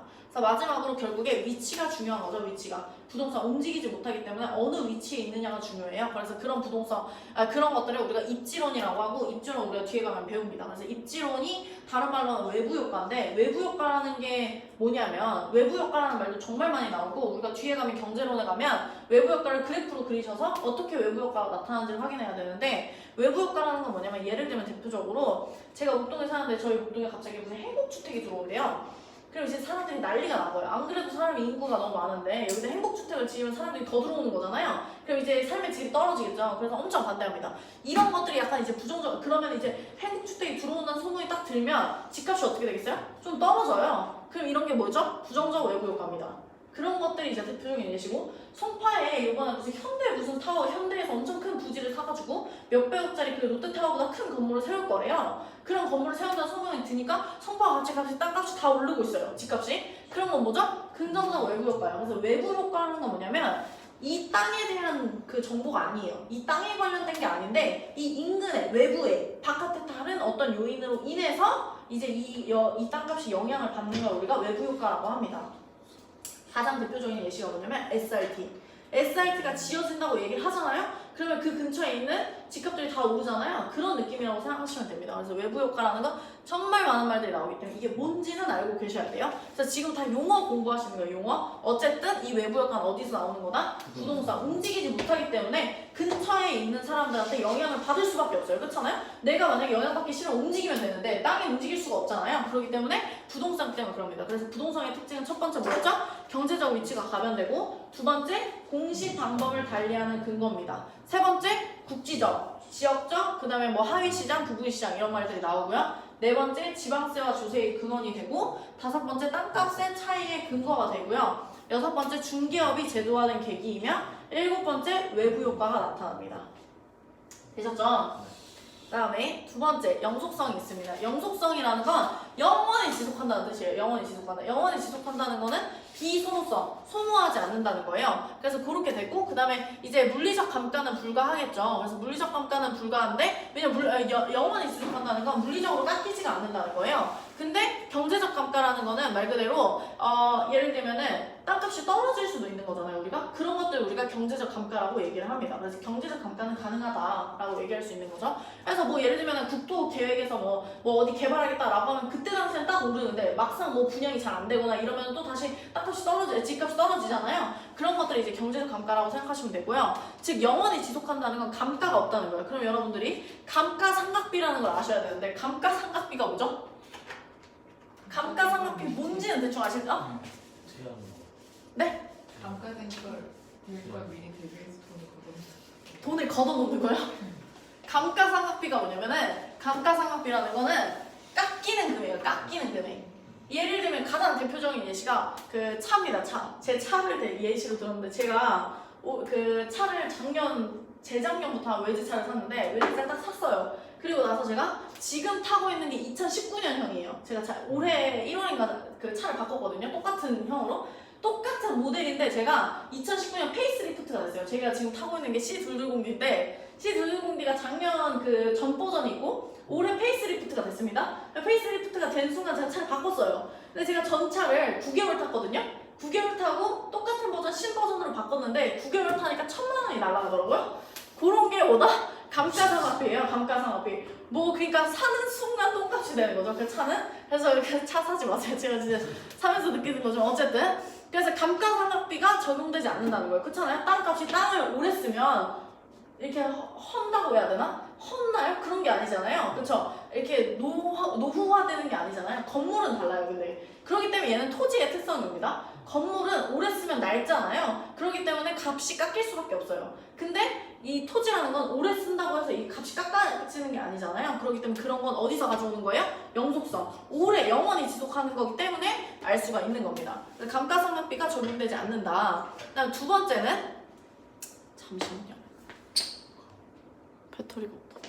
네. 그래서 그렇게 되고, 그다음에 두 번째는 소모가 되지 않기 때문에 재생산의 원리가 없습니다. 여기서도 좀 중요한 게 뭐냐면요. 이걸 뭐랑 헷갈리시면 안 되냐면, 아까 여기서 우리가 뭐라 그랬냐면은 아니구나. 여기 밑에랑 제가 헷갈렸어요.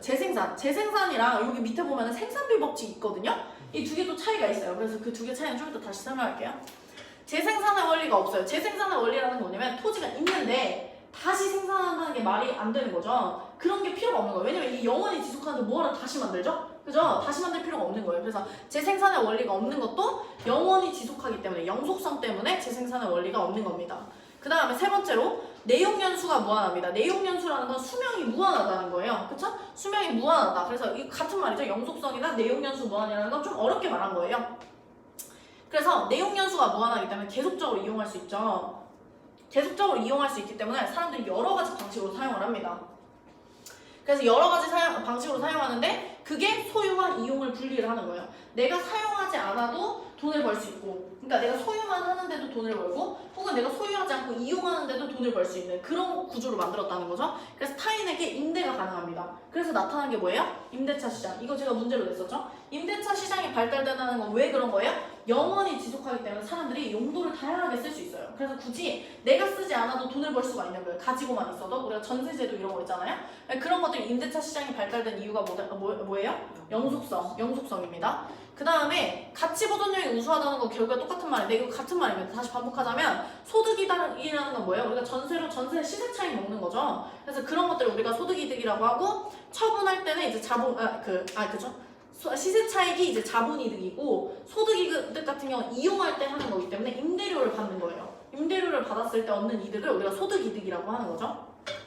그래서 이용 시에 나타나는 소득이득, 즉 임대료를 받으면서 얻는 소득이득이 있고 자본이득이라고 해서 처분할 때 얻는 이득이 있습니다.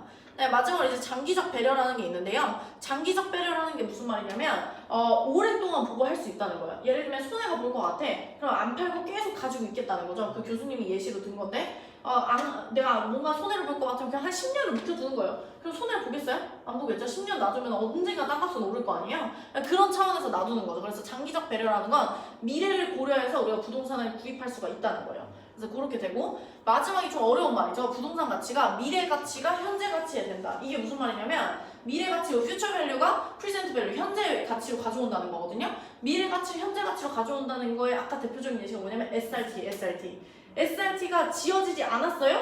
지어질 거야 라고 하면 집값이 막 오르죠. 근데 안 지어졌어. 그럼 다시 떨어지잖아요. 그런 차원이기 때문에 미래 가치가 현재 가치에 반영된다는 건 정보로만 눈에 보이지 않는 정보로만 그냥 왔다 갔다 한다는 거예요. 그게 왜 그런 거예요? 영속성 때문에 그런 거예요. 이게 약간 좀 여러분들이 괴리감이 느낄 수 있는데 미래 가치가 반영이 되는 이유는 뭐예요? 미래 가치가 현재 가치에 반영되는 건 영원할 거잖아요. 그쵸? 땅이 영원할 거기 때문에 미래를 고려할 수 있는 거지. 땅이 어느 순간 뭐 건물처럼 한 10몇 년 넘어가면 무너질 거야. 그럼 뭐하러 이걸 10년, 20년 뒤에 SRT가 나타나든 말든 그게 무슨 상관이에요. 그쵸?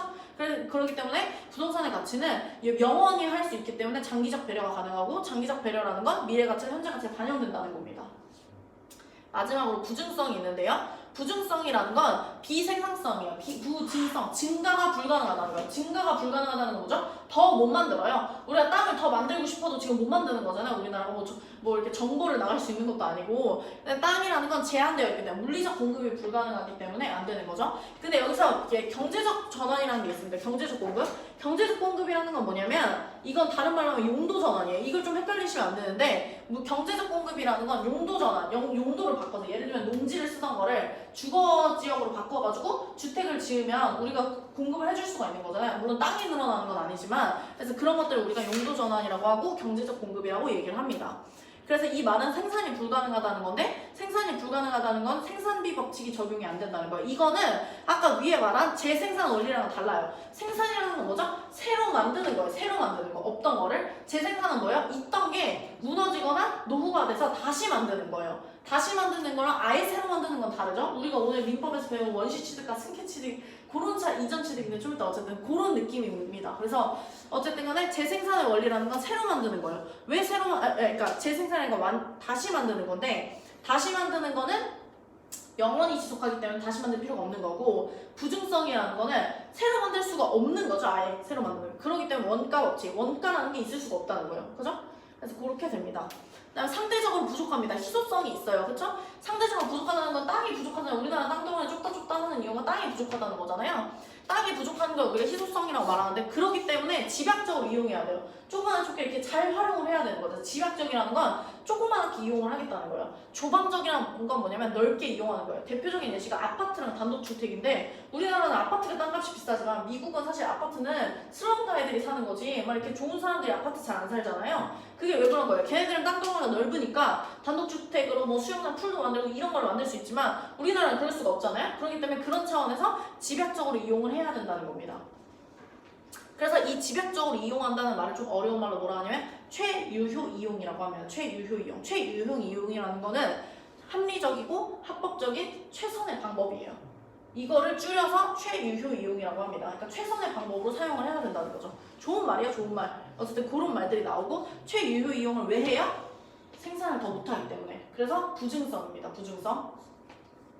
그리고 공급 곡선이 수직이다라는 말이 나오는데 공급 곡선이 수직이다라는 말은 뭐냐면 공급을 더 못한다는 거예요. 우리 그 경제론 가면 그래프 그리기 시작할 건데 어쨌든 공급 곡선이 수직이라는 건 공급을 더 할 수가 없다는 겁니다. 그래서 공급을 더 못한다. 공급을 더 못한다라는 거는 공급을 못하면 어떻게 됐어요? 사고 싶은 사람 많은데 공급이 더 안 돼. 그럼 당연히 땅값이 올라가겠죠? 땅값이 올라가니까 나는 갖고 싶잖아. 내 거가 되고 싶잖아요? 그래서 내 거가 되고 싶은 걸 우리가 뭐라 해요? 독점 소유욕을 유발한다고 합니다.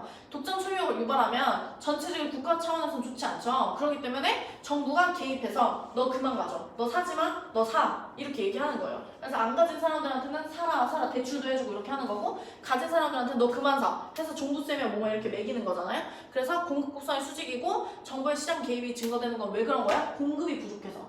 아파트가 부족한 거죠. 서울의 강남의 아파트가 부족한 거예요. 그럼 강남의 아파트가 부족한 건 왜 그런 거예요? 생산을 더 못해. 왜 못해? 땅이 더 늘릴 수가 없는 거죠. 그래서 부증성입니다. 그래서 부증성은 모든 부동산 문제의 근원이라고 볼 수 있는 거죠. 여기까지 다시 한번 정리를 하겠습니다. 우리가 마지막 단원인 지금 부동산의 특성을 배우고 있어요. 부동산의 특성에는 크게 대표적으로 부동성과 영속성과 부증성 이렇게 세 가지가 있습니다. 부동성은 일단 뭐였죠? 경제적 위치가 가변적이고 할 수 있다고 그랬죠? 그래서 부동산과 동산의 차이점이자 공시 방법을 달리하는 근거입니다. 그래서 하위 시장과 부분 시장과 지역 시장, 즉 국지화를 시켜야 되는 거죠.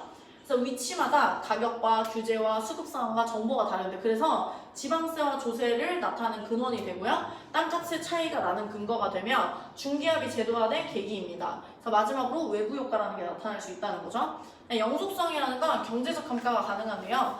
소모되지가 않기 때문에 감가상각비라는 내용이 적용이 되지 않고 재생산이라는 게 불가능한 거죠. 그래서 내용 연수가 무한하기 때문에 사람들이 여러 가지 방법으로 다양하게 사용을 하는데 그래서 임대차 시장이 발달이 되는 겁니다. 그래서 임대차 시장이 발달이 되고 우리가 오래 사용을 할 수 있기 때문에 장기적 배려가 가능을 하고요. 그래서 그걸 우리가 미래 가치가 현재 가치에 반영이 되게 되는 겁니다. 자, 마지막으로 우리가 부증성이 있는데 부증성은 늘릴 수가 없어요. 그러니까 당연히 물리적 공급이 불가능하겠죠. 그래서 다른 말로 용도 전환을 해서 경제적 공급을 하곤 하는데 사실 그렇기 때문에 생산이 불가능하다는 건 생산비 법칙이 적용이 안 된다는 거고 원가가 없다는 거죠. 그래서 상대적으로 부족하고 집약적 이용의 근거가 됩니다. 이걸 다른 말로 최유효 이용이라고 한다고 했고요. 공급이 불가능한 걸 그래프상으로 말하자면 공급 곡선이 수직이다 라고 얘기를 하는 거고 그래서 지가가 올라가니까 사람들이 사지만 정부가 해줘야겠죠? 그래서 정부가 시장 개입을 하는 근거가 됩니다. 그래서 모든 부동산 문제의 근원은 누구예요? 부증성입니다.